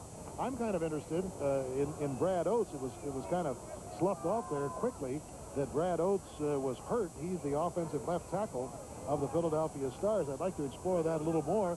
And I'm sitting next to one of the greatest tackles of all time, Ron Nix. Bill, do you mean that Brad is out of the game now? That's what Jim Morris said. Well, that's a big loss for them. He's 6'6", 275. He's an outstanding pass protector. He's an experienced 7-year veteran from the National Football League, and he is really one of the mainstays of their line. Here's the boot by Brian Spielman. Alan Harvin at the goal line. Right on the 20. Well, let's see what happens here on the offensive line and see if Chuck Comiskey, number 55, replaces Brad Oates, who wears number 70, at the offensive right tackle spot. There he is. 55 is out there, so Brad Oates indeed is on the sidelines. Now, Comiskey's not bad. He was the convoy machine for the touchdown for Chuck Fusina. He kind of switches around between right guard and now is the backup at right tackle.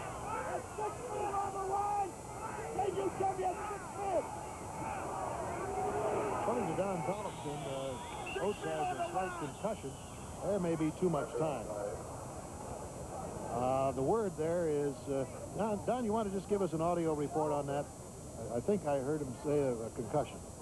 Yeah, Bill, I just talked to Philadelphia trainer David Price. Brad Oates was knocked woozy at the end of the first half. He has a slight concussion. He is out here on the sidelines. They're going to see how he feels throughout the third period. If he feels better, he might be back for the fourth. Well, that's good news. That'll be a first in medical science that someone can recover from a concussion in 15 minutes. I'd be surprised if we saw him again, if he's been hurt that bad, although he doesn't really look that bad. His younger brother, Bart, I'll tell you, has really been terrific today. You know, BYU, for years, has had those great passers out there. And the center is snapping the ball 45 times, it seems, a game on an average, and having to pass block. And Bartos, the younger brother of Brad, has been doing a good job here today. Second penalty in a row goes up for the Stars, so they're getting off to a shaky start to begin this second half of play. Yeah, that's too bad, because in that play, Bart Oates, I just happened to watch him when you mentioned him. He ran out to block the inside linebacker and just did an excellent job. And Larry White. Now they're talking to Chuck Bucina. You know, there's no statistics to signal out exactly how good the blocking is on an offensive line. The only thing they have really are the game films. But when they look at those game films, they're going to see that Philadelphia team is outstanding in those positions.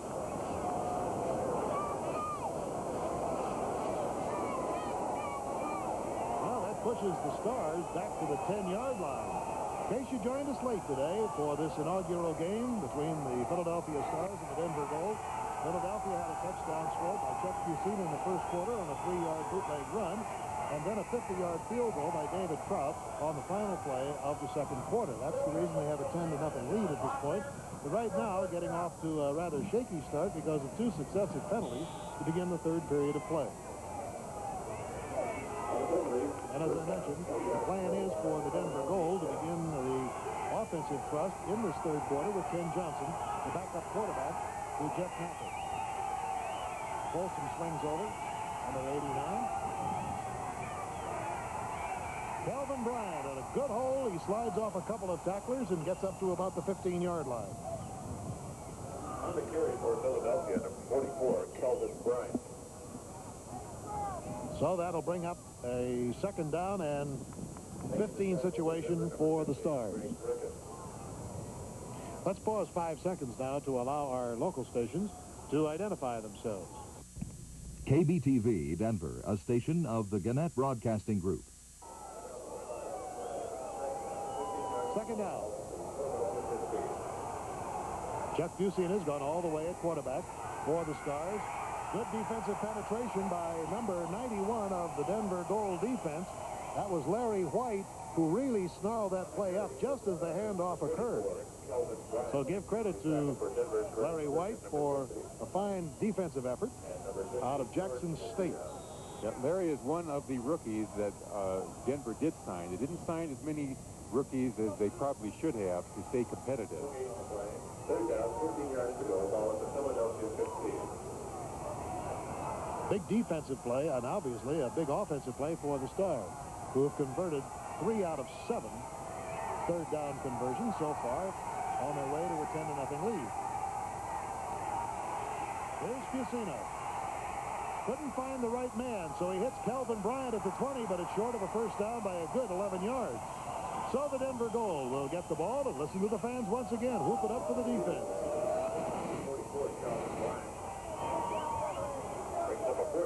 You know, I'm absolutely amazed at the response that Denver has had here, selling 33,000 season tickets. New Jersey had 30,000, Oakland some 26,000, Tampa 21,000, Washington 19, and then Chicago and Arizona 17,000. Of course, New Jersey had about 8,000 in the week following the signing of Herschel Walker. Pretty stiff wind blowing now, although it's not evident. It's blowing right in the face of the putter. Sean Landetta gets a short kick away. He tried to kick it low. Dave Martin wiggles his way across midfield to the 48-yard line. Listen to this crowd as Denver will get its hands on the ball. We thought Johnson would start, but Napple's coming out. David Martin making the tackle. I'll tell you this, the happiest guy in the ballpark is Jeff Napple. The word was that Johnson was going to start when they had their first offensive set of plays, but Napple is back in there, 7 out of 15 with 2 interceptions. That, of course, has hurt him. Maybe it's just taking him time to get his arm in shape here today. Golden opportunity now for the Gold. Canada gets a couple. The fullback out of Wisconsin. No, they started in ideal field position around the 50, between the 40-yard line, just ideal field position. You can do absolutely anything. You can exploit your offense to its fullest. And, of course, they started off with a fullback power play up the middle, which was a little disappointing. Jeff Norfleet, or Harold Norfleet, was hurt on the play. So not only has Philadelphia lost its offensive left tackle, Brad Oates, but now the right tackle of Denver, Harold Norfleet, is being helped off the field. 2nd down and 8. The ball is on the 46-yard line. Denver so far has been shut out by the Philadelphia defense. We're in the 3rd quarter, 12 minutes to go. Philadelphia leading 10-0. Throws with a little more authority this time, and Terry Miller has a 1st down at the 37-yard line. That's the first time he's really put some steam on the ball, and it got right to the mark.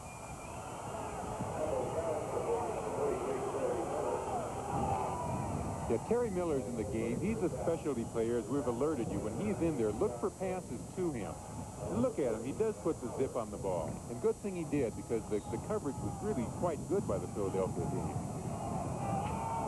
1st down on the 36.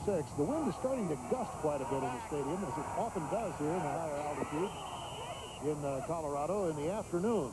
Wind comes off the mountains, and it swirls around, and we do have a swirling wind.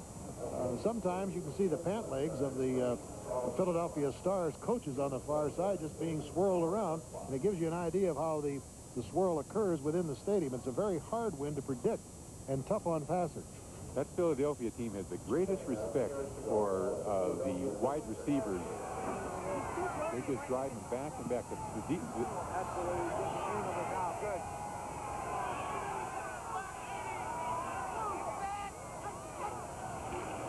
2nd down.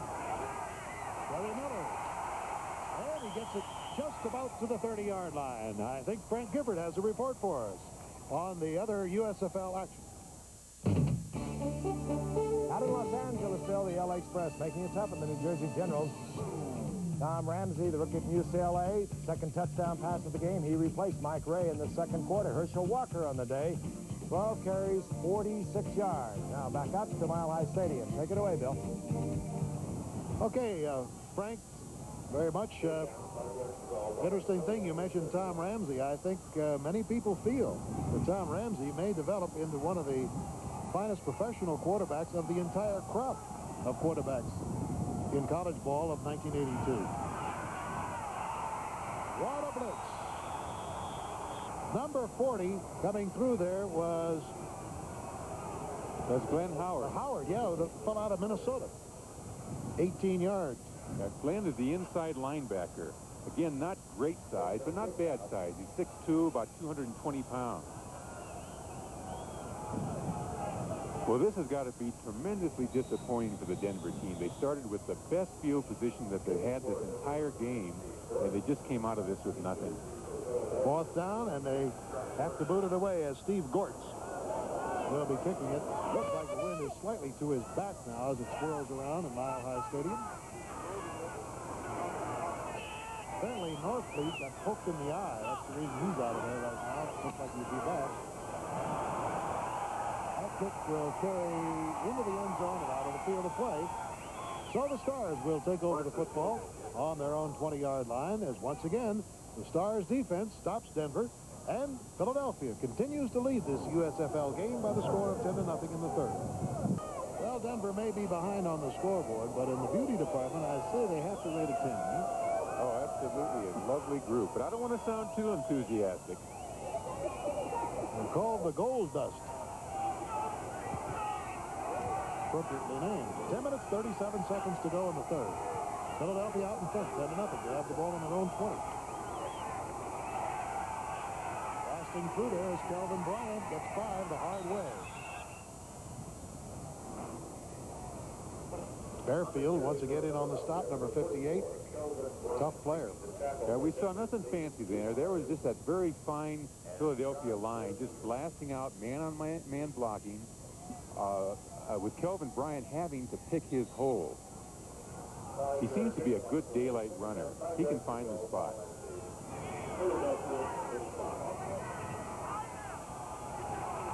Second down, 5.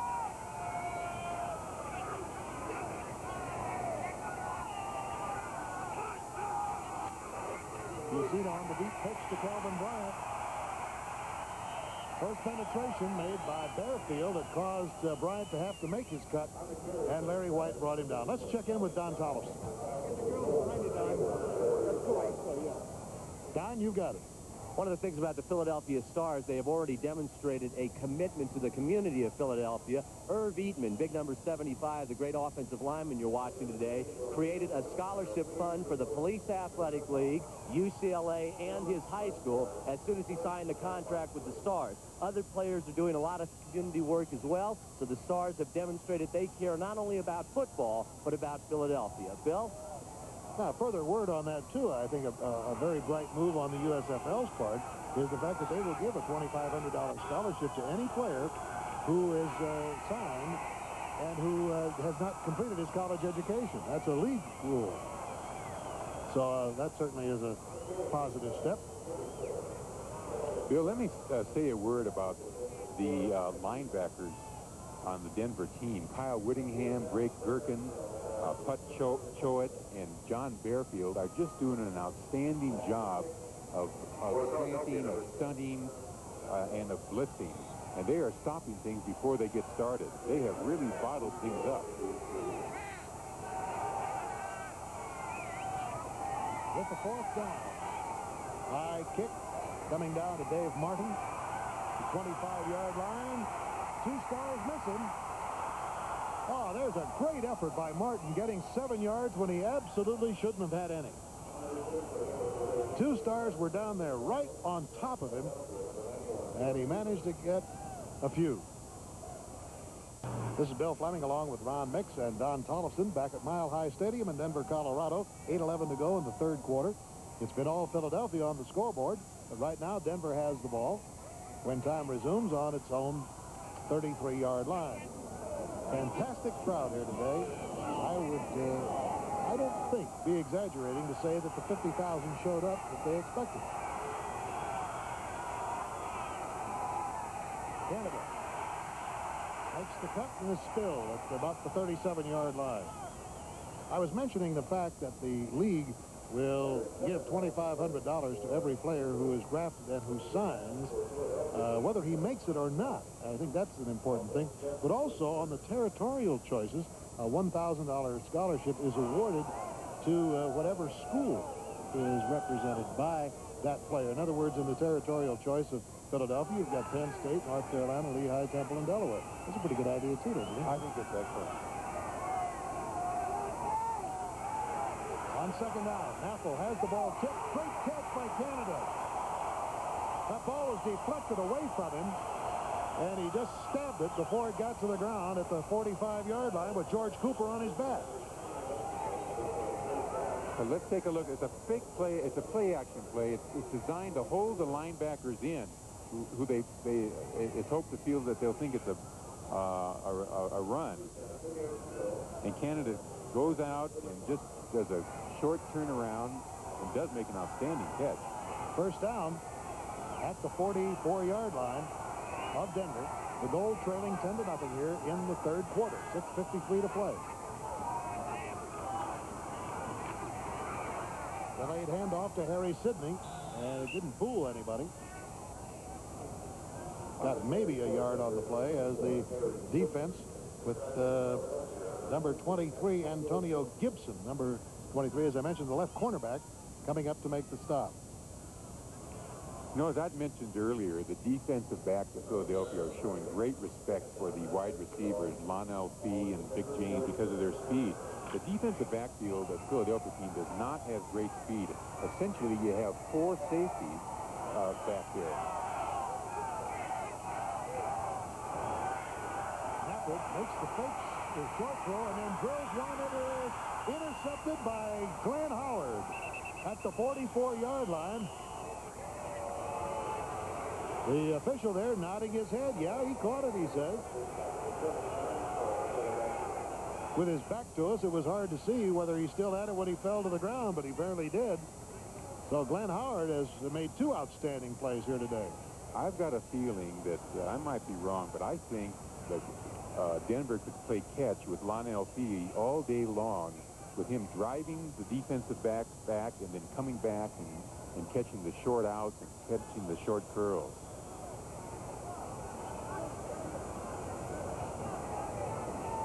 Got a player down on the 40-yard line. A player from Denver, and he's sprawled out there. I can't make out who it is. No, it's the quarterback, Jeff Napple. And he gets up and comes over to the sidelines, so we'll take time out. Jeff Napple was helped to the sidelines, apparently shaken up after that last pass that was intercepted by Glenn Howard of the Philadelphia Stars. So now, Philadelphia has the ball on its own 43-yard line. We've got 6 minutes and 2 seconds to go in the third quarter. And Philadelphia is out in front, as they have been from the start, 10-0.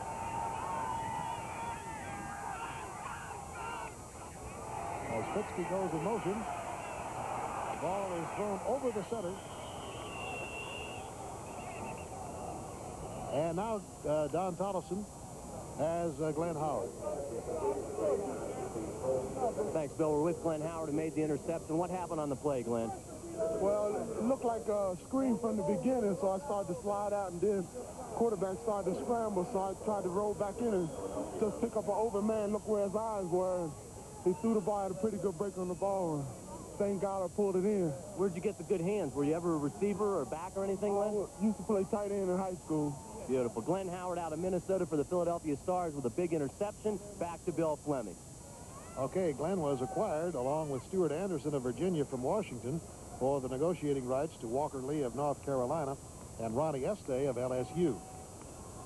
Penalty on the play. Let's hear what it was. Offensive holding, number 50 White, first down. So that forces the Stars back. 7th penalty for 40 yards, and it is now 1st and 20. 5:53 to go in the third quarter. Philadelphia in front. Kelvin Bryant in motion.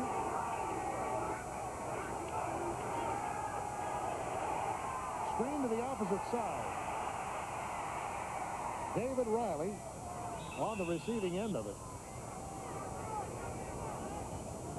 Well, so far, the story of the game really has been the effectiveness of Chuck Fusina and perhaps what we would call the lack of effectiveness of Jeff Napple.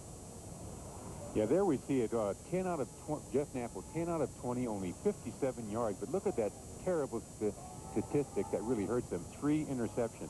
Chuck Fusina, 15 out of 25, 132 yards. Mostly the short passes that he's been throwing underneath the zone. Fitzke split off to the left side here. Going over to the far side. And in motion.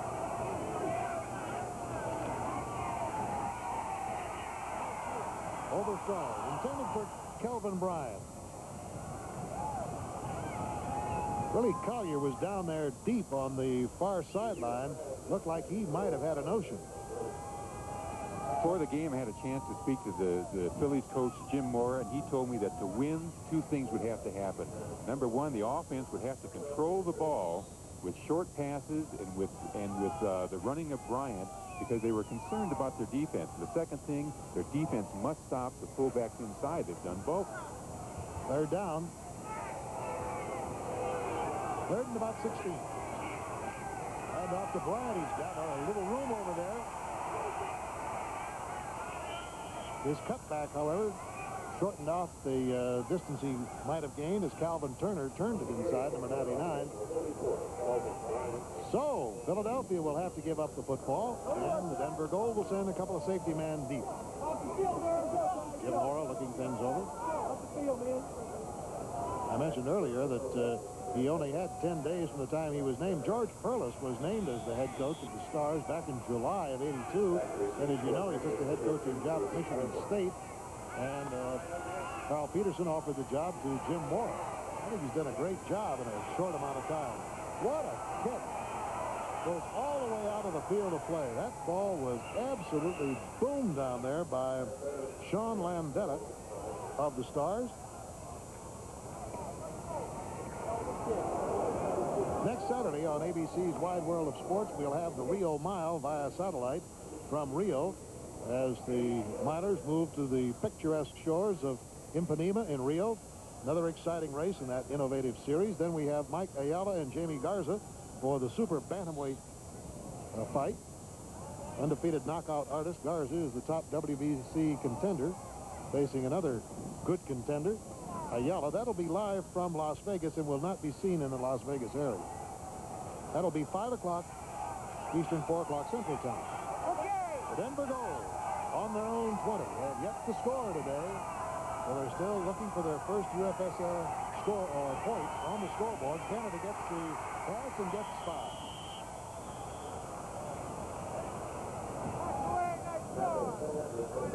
Well, on that play, it would not have worked except for Lionel Fee. He came in motion on the inside, started to go out, and then did an up and an in, which cleared the area out for Canada to come out and catch a short pass in the flat. Ron, aren't you amazed at this crowd here today? It is. It's just so surprising. The crowd size is surprising, but their enthusiasm is really mind-boggling. Yeah, and they haven't really had a great deal to cheer about. I can't imagine what will happen if they score. Well, look, here's what's going to happen. Harry Sidney grinds out a first down and then 7 more big yards. A total of 12 as Scott Werner brings him down.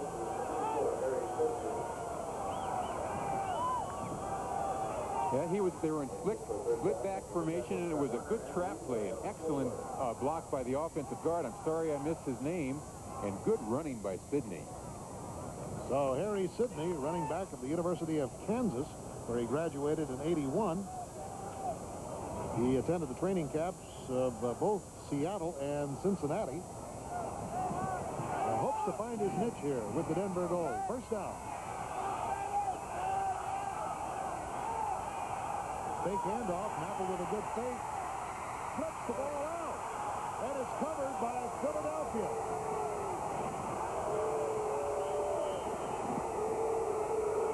Mike Lush, number 27, got the ball.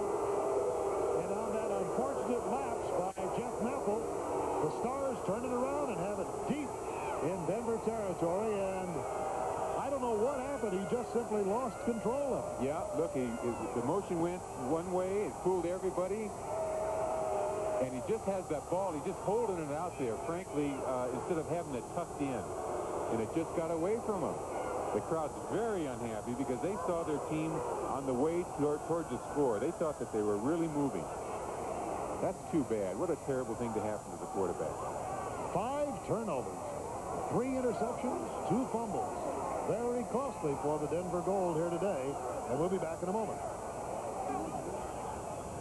I can't imagine what the ski slopes are like in the mountains of the Rockies because of this big snowstorm, but I can tell you one thing, the enthusiasm for football has never been higher here in Denver for the Denver Gold, and their team is trailing 10-0. However, Philadelphia has the ball now on the Denver 34-yard line with a 1st and 10. Kelvin Bryant on the receiving end. Out of bounds he goes at about the 35-yard line, but choked. Once again, the story today, the turnovers. Denver 5, Philadelphia 1. The Denver defense is actually playing very well. In fact, the last 3 possessions that the Philadelphia has had have resulted in punts. In fact, now it looks like they're trying to work Bryant out in the open to try to get the ball to him because he's just not getting through the line. There he goes. Boy, what a head of steam he had when he hit the line. First down for Kelvin Bryant at the 20-yard line. That hole opened up, and he was through it in an instant. Boy, what blocking. I see Brad Oates is back in there, number 70, the offensive left tackle. I think one of the reasons for the success on that play is that the Denver defense is in what's called a flex line position. It means they're sitting back and reacting, and that very strong offensive line just dug in there and blew them away. Get behind the line. First down on the 20. Philadelphia leading. We're in the last 2 minutes of the 3rd quarter. Not much there as Booker Russell, the fullback, gets about 3. Don, do you have a report for us? We're with Mike Lush out of East Stroudsburg State, the defensive back who fell on the ball. How did you see the play when the ball started rolling? To be honest with you, I read the keeper, and I just got up there as fast as I possibly could. And when the tackle hit his arm, he coughed it up, and I was thinking score all the way, but unfortunately, I tripped over on 2 feet. But maybe next time, who knows? After the scrimmage last week, there was some concern about the defense. You guys have really come together today. What's been the key, Mike? Well, the key is that we've opened up the whole concept of our defense. Before, we were showing so little that we just couldn't do what other teams could do. So now that we showed our whole package, we're going to be in there all year. Watch. Okay, Bill, Mike Lush down here. And here's Fusino rifling one too high, intended for the receiver at the 5-yard line, who was Scott Fitzke.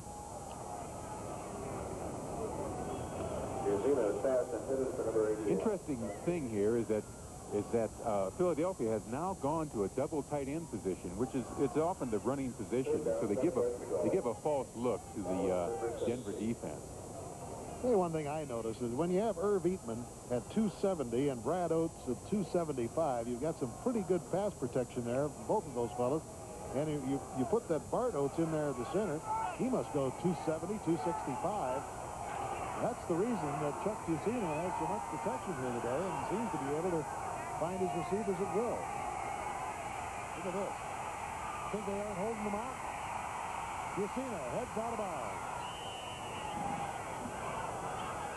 Now Irv Eatman really has only played 6 games as an offensive tackle for UCLA, so he is really still learning his trade. He was a defensive tackle. Frankly, he could go both ways, but he is still learning his trade as a pass protector. Now, fortunately for him, there isn't that much experience on the Denver defensive line, so the big size, the upper body strength, the good athletic ability of Eatman is going to see him through while he's learning his trade. Well, I bet you wish when you were an offensive tackle that you had the rules that you have today with the extension in college football of the arms. We didn't let that get in our way.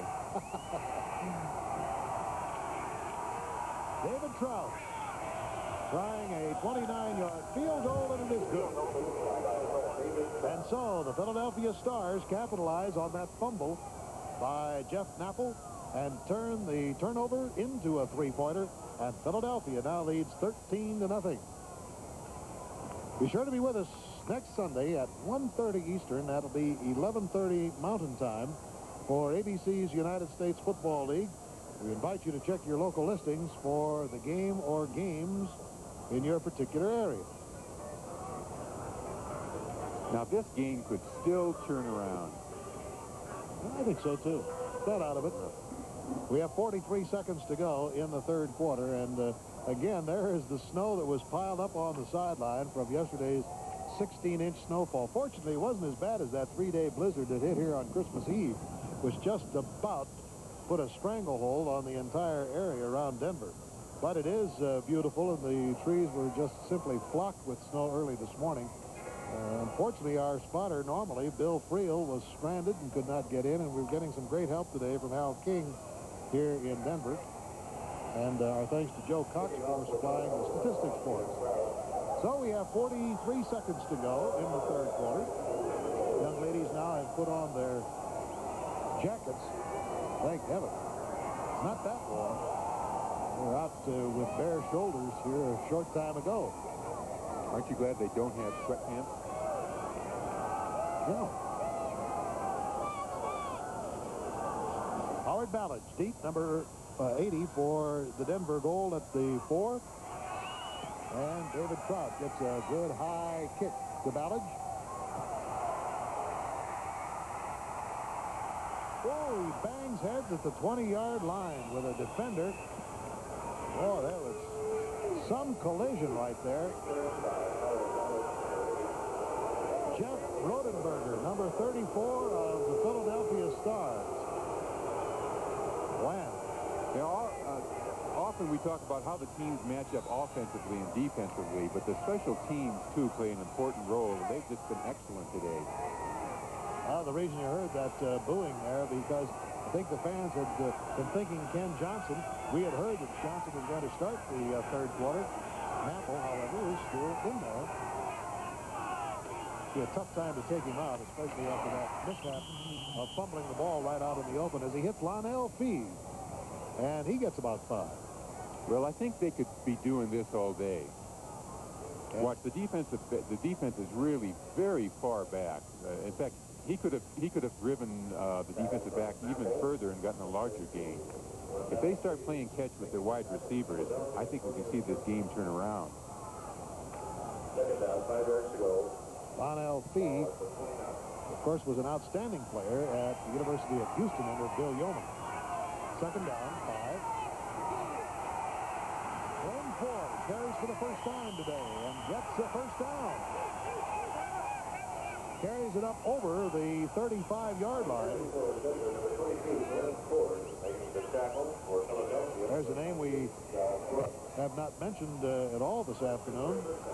Glenn Ford was a number 9 draft choice out of Lenore Ryan College. First down for the Gold.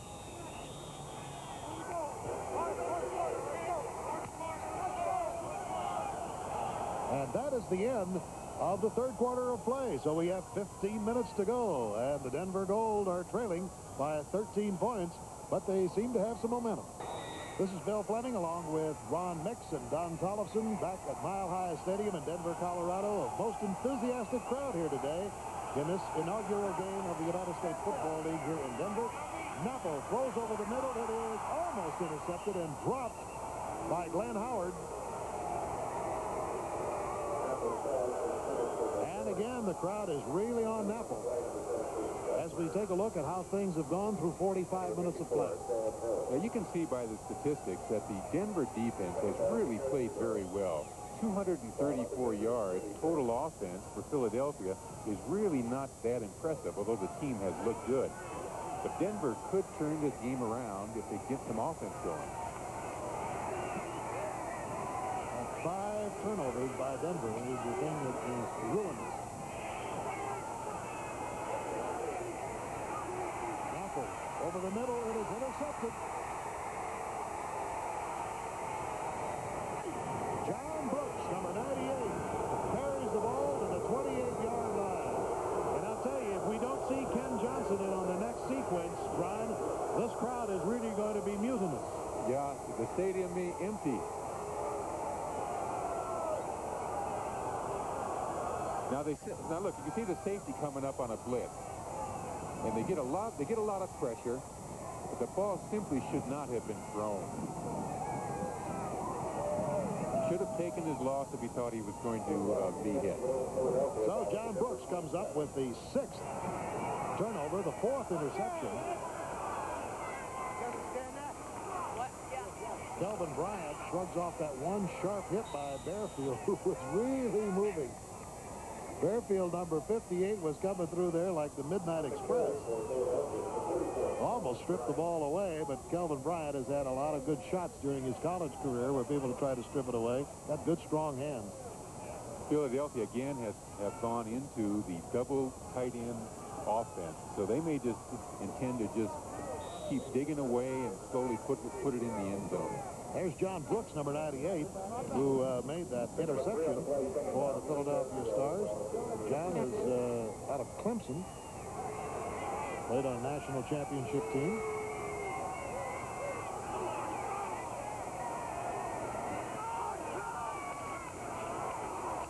Wow. Now that hole just wasn't there as Bearfield closed it up. Was that number 50? I believe it was number 50 instead of 58. That would be Greg Gherkin. Good stop. Well, it brings up a 3rd down. Don, do you have a word for us? We're with John Brooks who had the interception. What happened on the play? What kind of a defense were you guys in? Well, we had a weak safety blitz on, and I had my back man-to-man. You know, he came out, tried to run I don't think it is. Inside route on me, and I think the middle linebacker got in front of the quarterback, kind of burdened his vision. Okay. He tried to get it to him, and I was in the right spot at the right time. John Brooks with the interception. 3rd down and 4. Kusina getting some heat. Goes out of bounds. Great defensive play. They just would not let him throw the ball. As Gherkin, once again, number 50, comes up with a key stop. And that was at about a 9-yard loss. I'll tell you, absolutely nothing is fooling that Philadelphia defense. They're sending in blitz. Philadelphia is doing all kinds of motion, all kinds of shifts, but nothing is fooling the Philadelphia defense. They're very aggressive, and they're playing very well. Denver defense. Denver. David Trout has gone in the lineup now to try a 47-yard field goal. He already has one of 50 yards and one of 29. Uh-oh. Ball gets loose from Jim Cron. The defense is going to get the ball for the offense, and the Denver goal will have it on the 46-yard line. And let's see if Johnson will come into the lineup. Ricky Harr, number 27, was the one who came through there when the ball got loose. And he had 43, and he's wearing 49. Kenny King throws to the sidelines. It is caught. Completed the 20-yard line. What a catch. Victor James gives Denver a first down.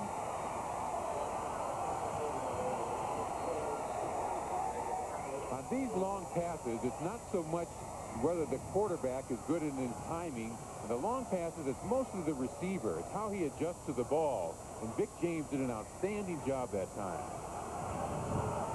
Here we get another shot at it. He had to work his way through some bump and run, and then get behind the defensive back. Well, I don't know how that ball ever got through there, but it did. First down on the 20. The Stars leading 13-0, but Denver's threatening here in the fourth quarter with 9:23 to go. Good fake by Johnson. Drills it in there. Bob Nizolik gets the ball to the 3-yard line. Listen to this crowd. They are absolutely frantic.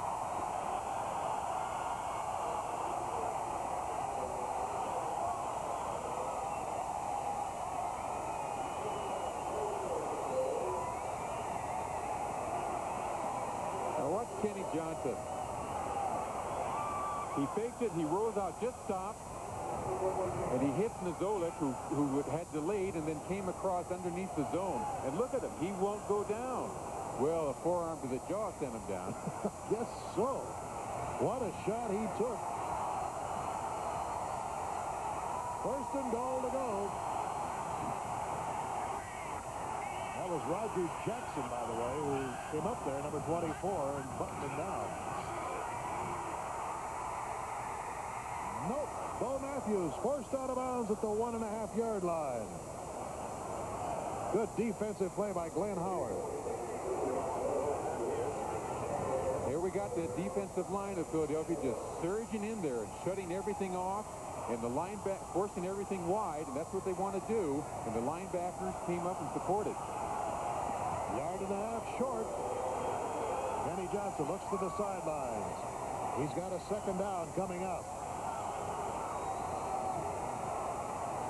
Well, this will be an historic score if it does happen. The first time that Denver has scored in the United States Football League, but they've got those formidable men ahead of them with the white shirts on who are determined to stop them.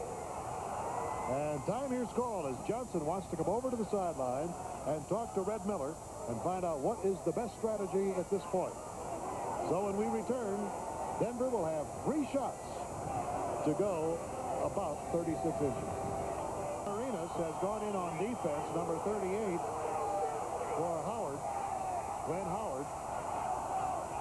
I said 36 inches. Let's just cut that in half. It's more like 18 inches.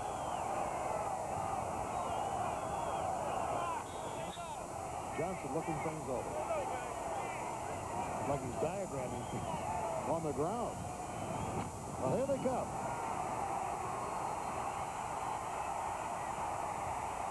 Kenny Johnson calling for quiet. On count. Inside it goes. It's going to be short. Larry Canada, number 35. Inching his way closer to the goal line. Official timeout. When you get to the goal line, the defense brings in their extra linemen to stop the short touchdown thrust. The offense counters with horses of their own. They bring in their tight ends and their big backs, but they haven't been able to get over yet.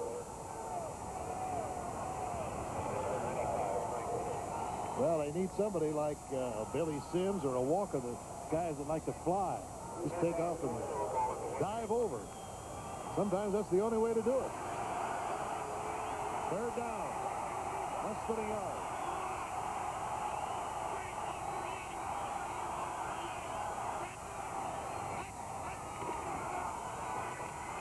Larry Canada gets it close. Everybody's signaling except the right man. And we're waiting for him.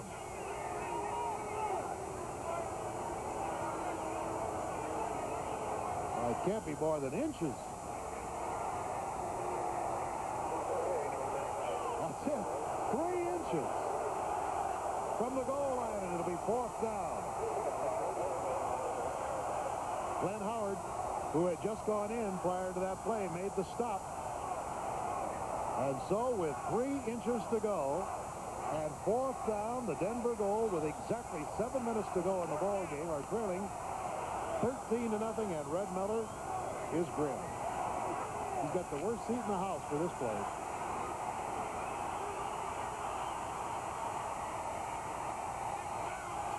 Johnson just may take it in himself. Got a lot of experience at that spot. Oh. Now he is going to swing wide. He's going to score. Good call.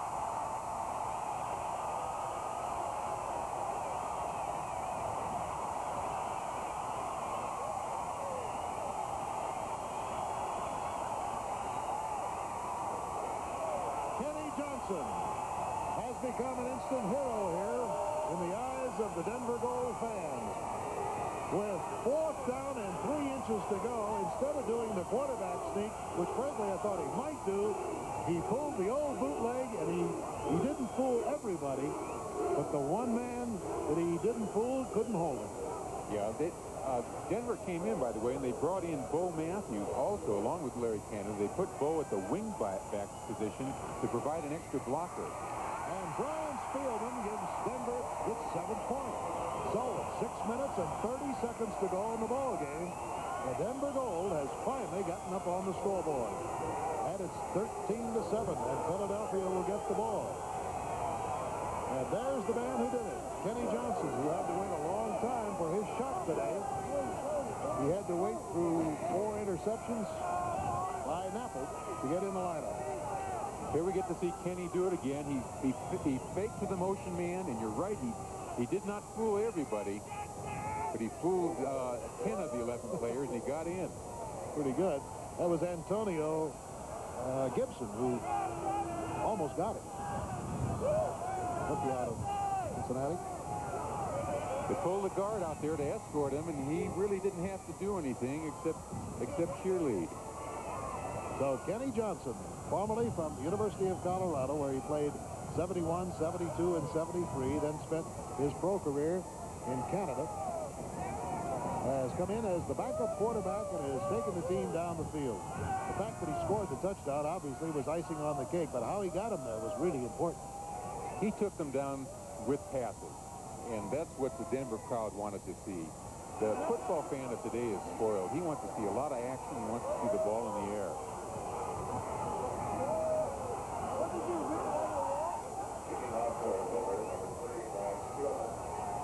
And here is the boot. Alan Harvin is deep. It's going to be a short kick. Taken by the short man. David Riley gets it up to about the 24-yard line. Don Tollefson, I think, has a report on that call. Don, what? Oh, I guess the word is that was a called play by Red Miller and his staff from the sideline. That bootleg for Johnson. Well, well done. Well called, well executed. Marker down on this kickoff, and it's a holding call against the Stars. So that'll shove them back. So Philadelphia scoring first on a 3-yard scamper by Chuck Fusina in the first quarter, then getting 3 more points with a 50-yard field goal at the end of the first half in the final play, getting 3 more points with a 29-yard field goal, extending the lead to 13-0. And now here in the fourth quarter, with 6.5 minutes to go, the Denver Gold moved down under a new quarterback, Ken Johnson, who bootlegged it in. I hate to say it, but from the 3-inch line. It doesn't sound like much of a spectacular play, but I'll tell you this, Ron, seldom will you find a play that had more drama. Or more reaction from the crowd.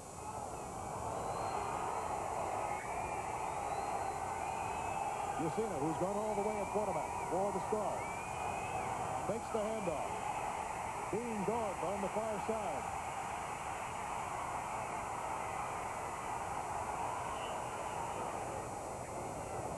Pretty close to that first down mark. Gerken has played very well. He's number 50 who forced that play out of bounds. Let's pause 5 seconds now to allow our local stations to identify themselves. KBTV Denver, a station of the Gannett Broadcasting Group.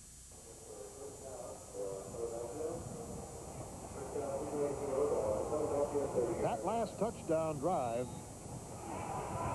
was 54 yards in 9 plays.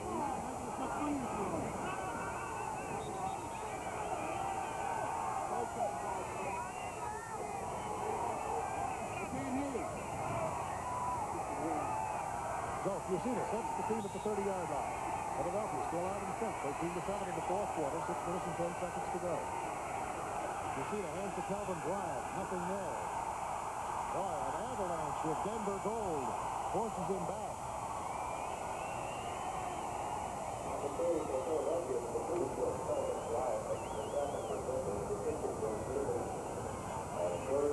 Number 60 there for Denver is George Atia, who makes the stop. Ooh, is he strong.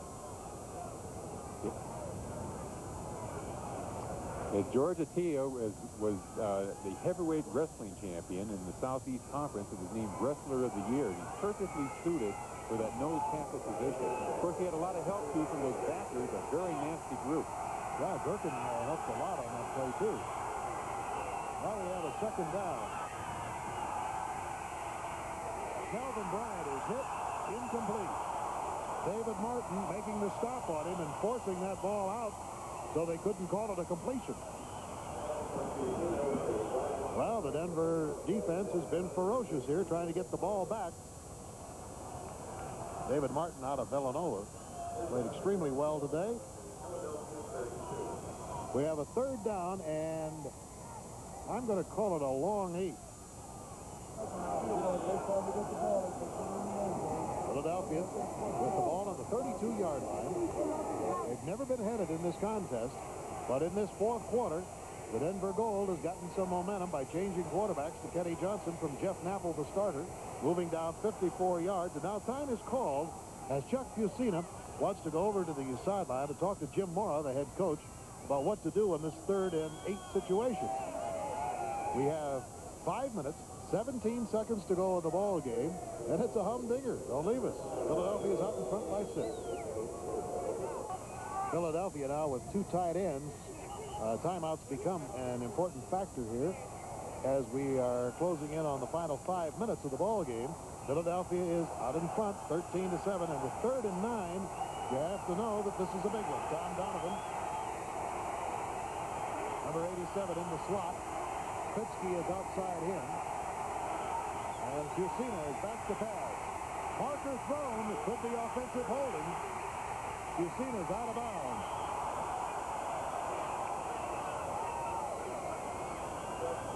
Usually, Ron Mix, when you see that yellow marker interiorly, you know that it's the offensive line that's grabbing jerseys or something.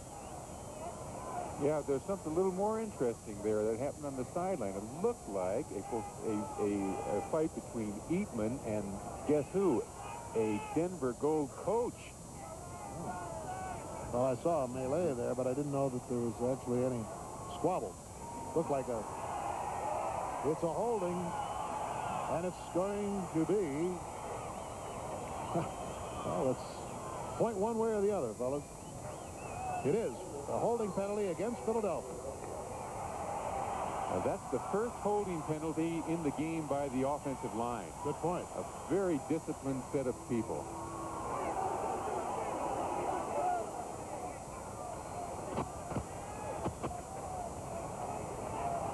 So with the ball run out of bounds at about the 36-yard line, Denver says, we don't want the penalty, we want the play. It'll be 4th down, and Dave Martin is back. Landetta will do the kicking. Oh, he had a 56-yarder today. That certainly beefed up his average. John Landetta.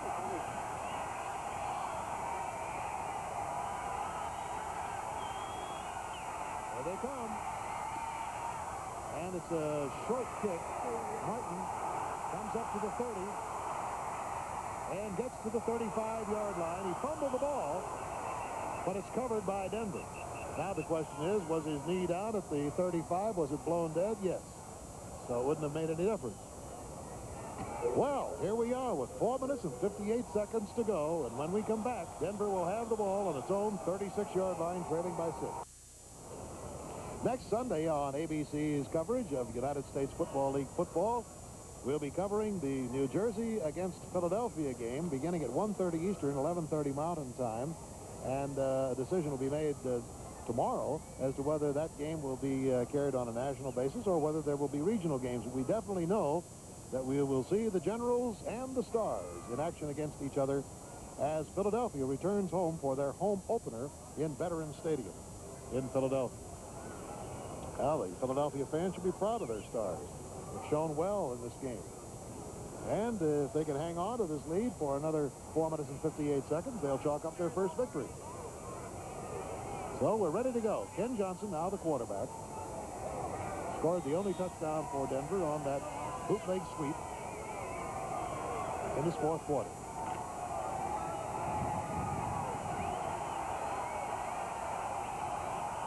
LP is up to the left. Keep your eye on him because he is the one dangerous breakaway threat. He's the burner. The throw to Fee. Screen a little bit too tight to the sidelines for them to do much maneuvering. And it gains only about 2 or 3 yards.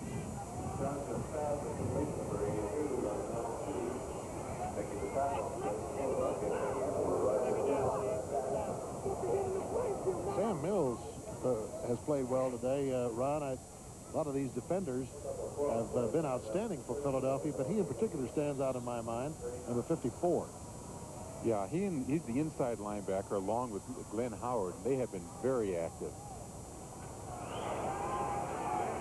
2nd down, about 7. The ball on the 39 of Denver, trailing 13-7 here. 4:53 to play in the game.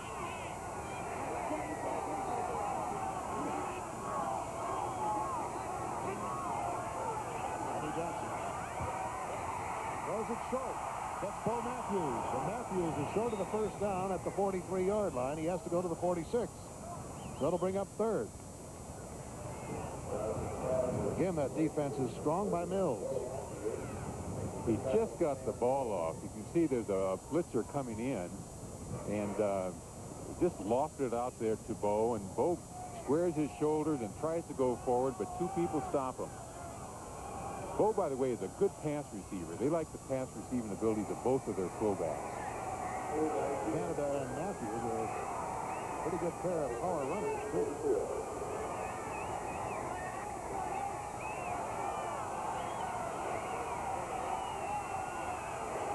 Here's a 3rd and 2 on the 44 of Denver.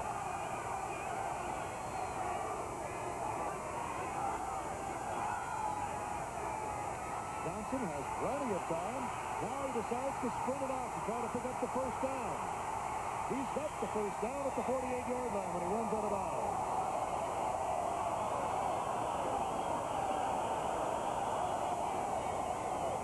Well, you just can't beat that old savvy.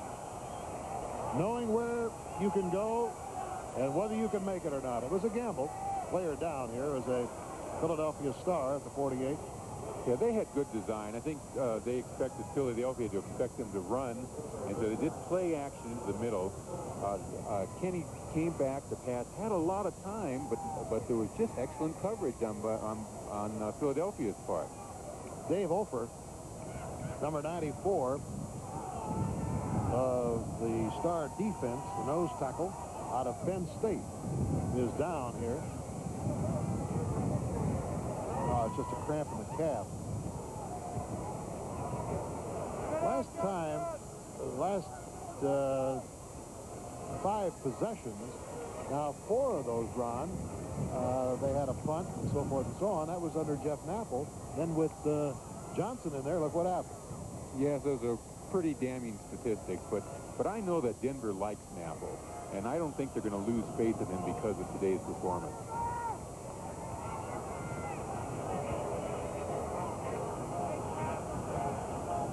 Napple, by the way, is 13 out of 22 attempts, 68 yards and 4 interceptions. During the brief period of time that Johnson played and is playing, 4 out of 5 for 47 yards.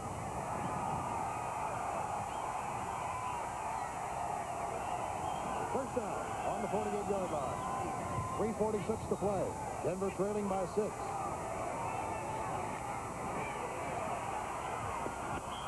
Incomplete. Roger Jackson looked at the official who must say, "Ooh, didn't touch him, didn't touch him." It's tough for a rookie. You don't know how far they're going to let you go. They say that the officiating in professional football is a little more lenient than in the college. I don't know. What do you think? Oh, it's much more. I'd mentioned no harm, no foul, and I think that's one of their philosophies. Well, that's the up-to-date stats that we just gave you a moment ago. That's the amount of time remaining.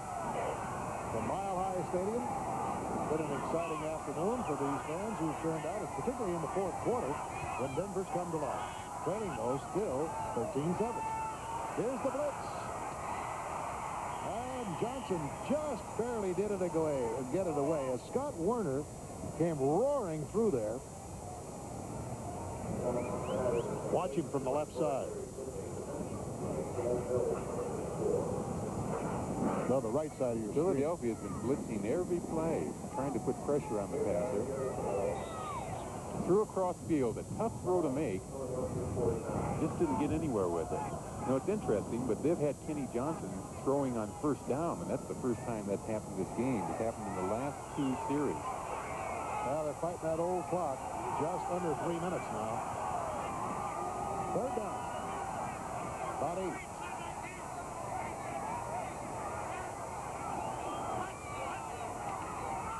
Deep pitch. Harry Sidney gets the first down. He could go. He is stopped at the 27-yard line. Harry Sidney went roaring through that line, and it looked like if he had cut to the right, he might have made it.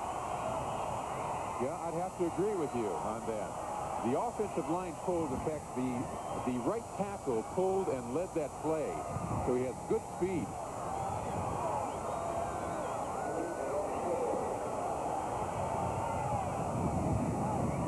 Scott Werner, by the way, who saved the touchdown, number 17.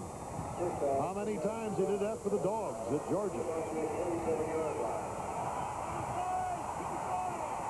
Here we go with a first down situation. 2 minutes to go, and there is the automatic warning by the officials.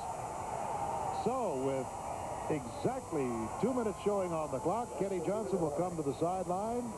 He has his team on the 27-yard line of Philadelphia and is trailing by 6. A lot of drama yet to unfold. Capitol building there is certainly significant of what is going on here as the Denver Gold have found themselves offensively here in the 4th quarter under Kenny Johnson. They also find themselves against a stout star defense 27 yards away from the Philadelphia goal line. I don't know, what would you do, Ron, at this situation if you are Red Miller? Well, I think now they're down into a very dangerous position. They can do a lot. They can throw into the end zone, of course, and not worry about an interception if they overthrow it. But they should probably keep doing what they've been doing, which is to say they run and try to throw underneath the zone. I don't know how they can hear the signals. The crowd is so noisy here.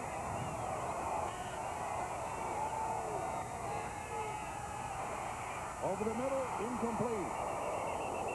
Just a little bit off the fingertips of Howard Ballage. Ballage, of course, played his college ball at Colorado, too. Kenny Johnson's been finding himself under a lot of pressure. They've been getting a good pass rush on him and good blitzing. The timing was almost there. Those short passes, it's all a matter of timing. Second down and 10 on the 27. Denver trailing with 1:55 to go. It's a 13-7 game. Johnson got his man at the 9-yard line. Vic James comes up with another spectacular catch.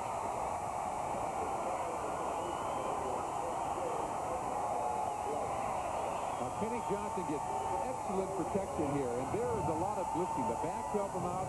He throws it hard right into the seam. A good catch, good concentration by James. Here we get a chance to see it again. Now watch Larry Canada. Look at him hammer that linebacker. Head up, lets him have it. Again, right into the middle. Good catch. He was thrown a little behind him. Oh, it was a great catch because he had to be way off balance when he caught it in midair, literally. First down is just inside the 10, so it's first and goal to go. There's an opening as Sidney slides through to the 6.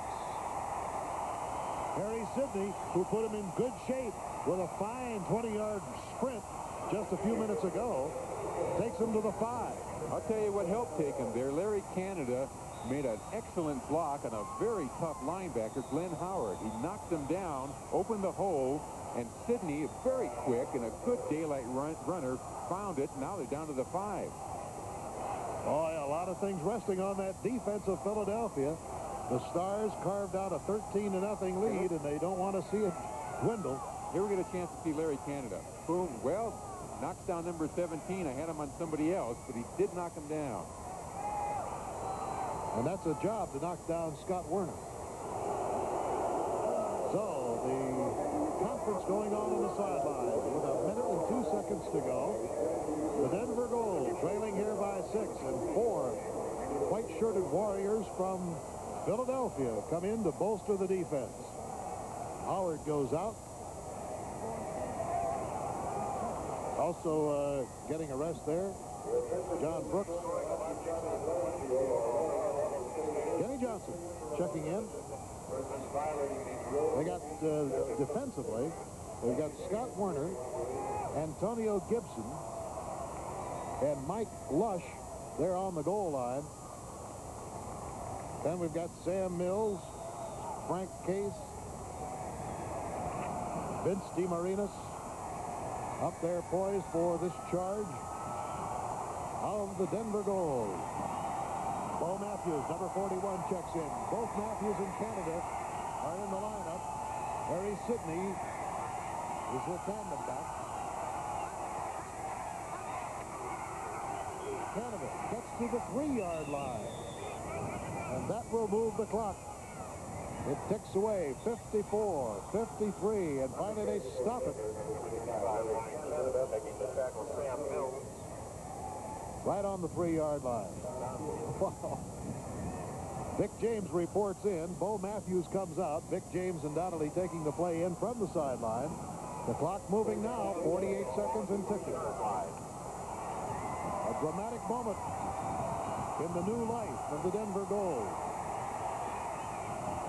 And a few hearts are beating faster in Philadelphia. And off to Sidney. What a great defensive play. It looked like Sidney had the opening, and it closed on him. And who is the man down underneath there? Number 95 was Case.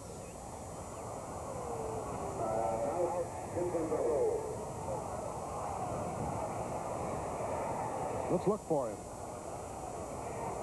Look at the good surge by the line. The hole opens up just for a split second, then boom, the door was shut. And so we have a 4th down coming up.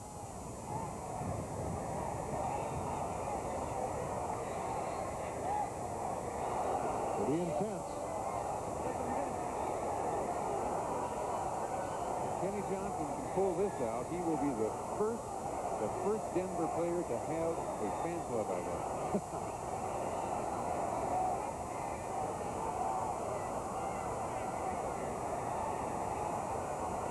Well, the ball is resting as close as we can tell, about on the 2.5-yard line. 4th and goal to go. We have 22 seconds to play.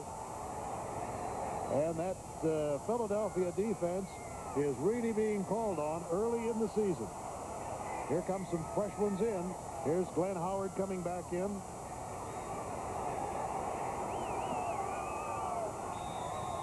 You know, teams open up more and more. They're wide open when they get to the goal line. I don't know what can happen, but certainly a pass cannot be ruled out. Well, we'll know in a moment. We're down to the final 22 seconds and a fourth down.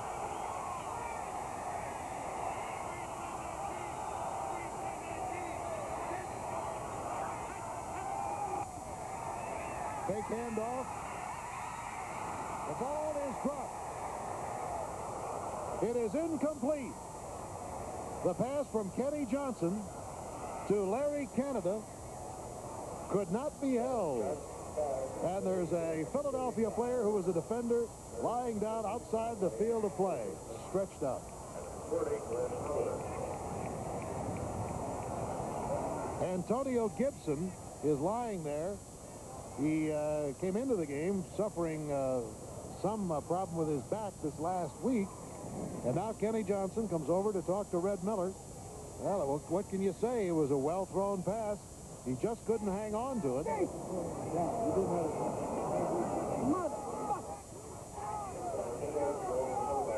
Ron? Here we go. He fakes the motion in the line. It's a play pass. He just flips it out there. Didn't have much time. I can't blame Larry Canada. That would have been a great catch if he had made it.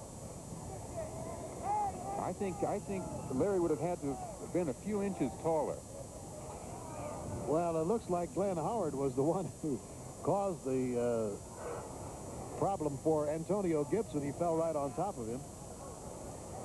Well, you really have to give credit to this Philadelphia Star defense. What a tremendous effort they have made. And now the fans, in their frustration, are starting to belt the field with snowballs. Time runs out, and the ball game is officially over, but it couldn't have wound up in any more dramatic fashion. Fourth down, last play of the ball game, and here comes Jim Mora over to the sidelines to shake hands with Red Miller, the head coach of the Denver Gold.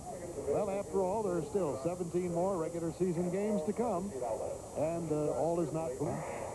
Well, I think it's very likely that Ken Johnson will get the starting position next week. I think they do have the fans behind them. There's no question they played a good, tough game. They came in and made it very dramatic at the end, and I think we're going to see some exciting football in the future. Well, we certainly have enjoyed our first experience with the United States Football League. It even makes it more impressive is that for 3/4 of the ball game, the Denver team was trailing, and yet the fans were right with them all the way. Yeah, the fans did not leave. This is a really typical Denver football